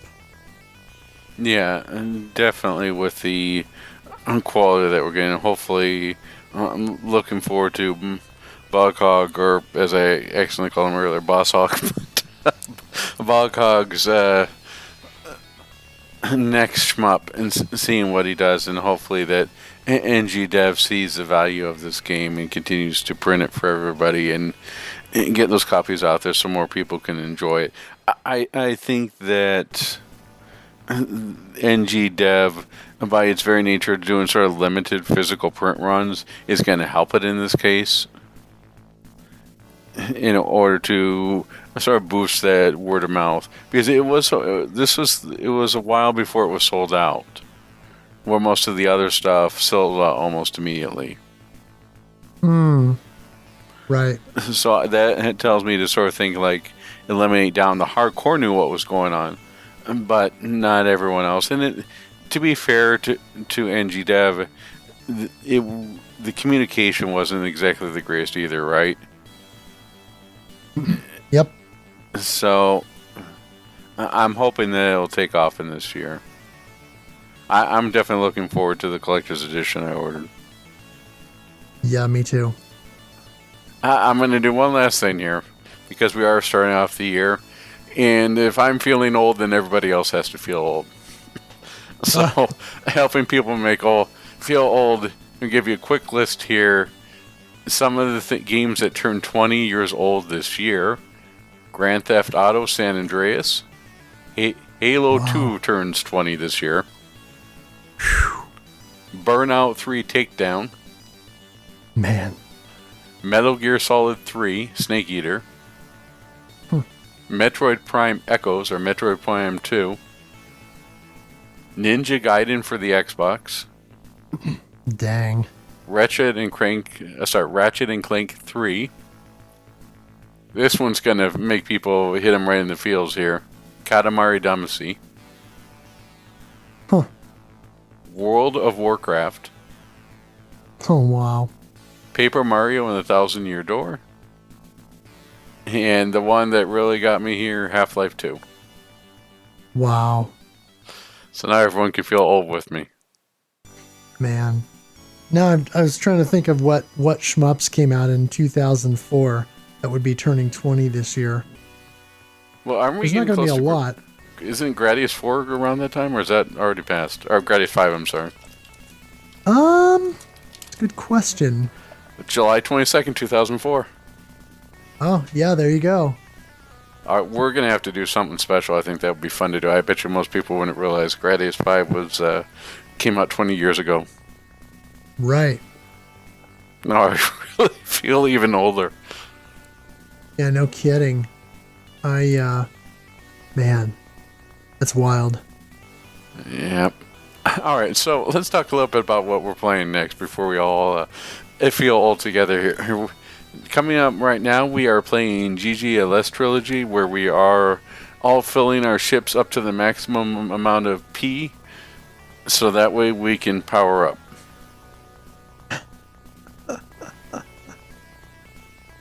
Well, that's what it is, right? You fill it up max P, so that way you get iframes.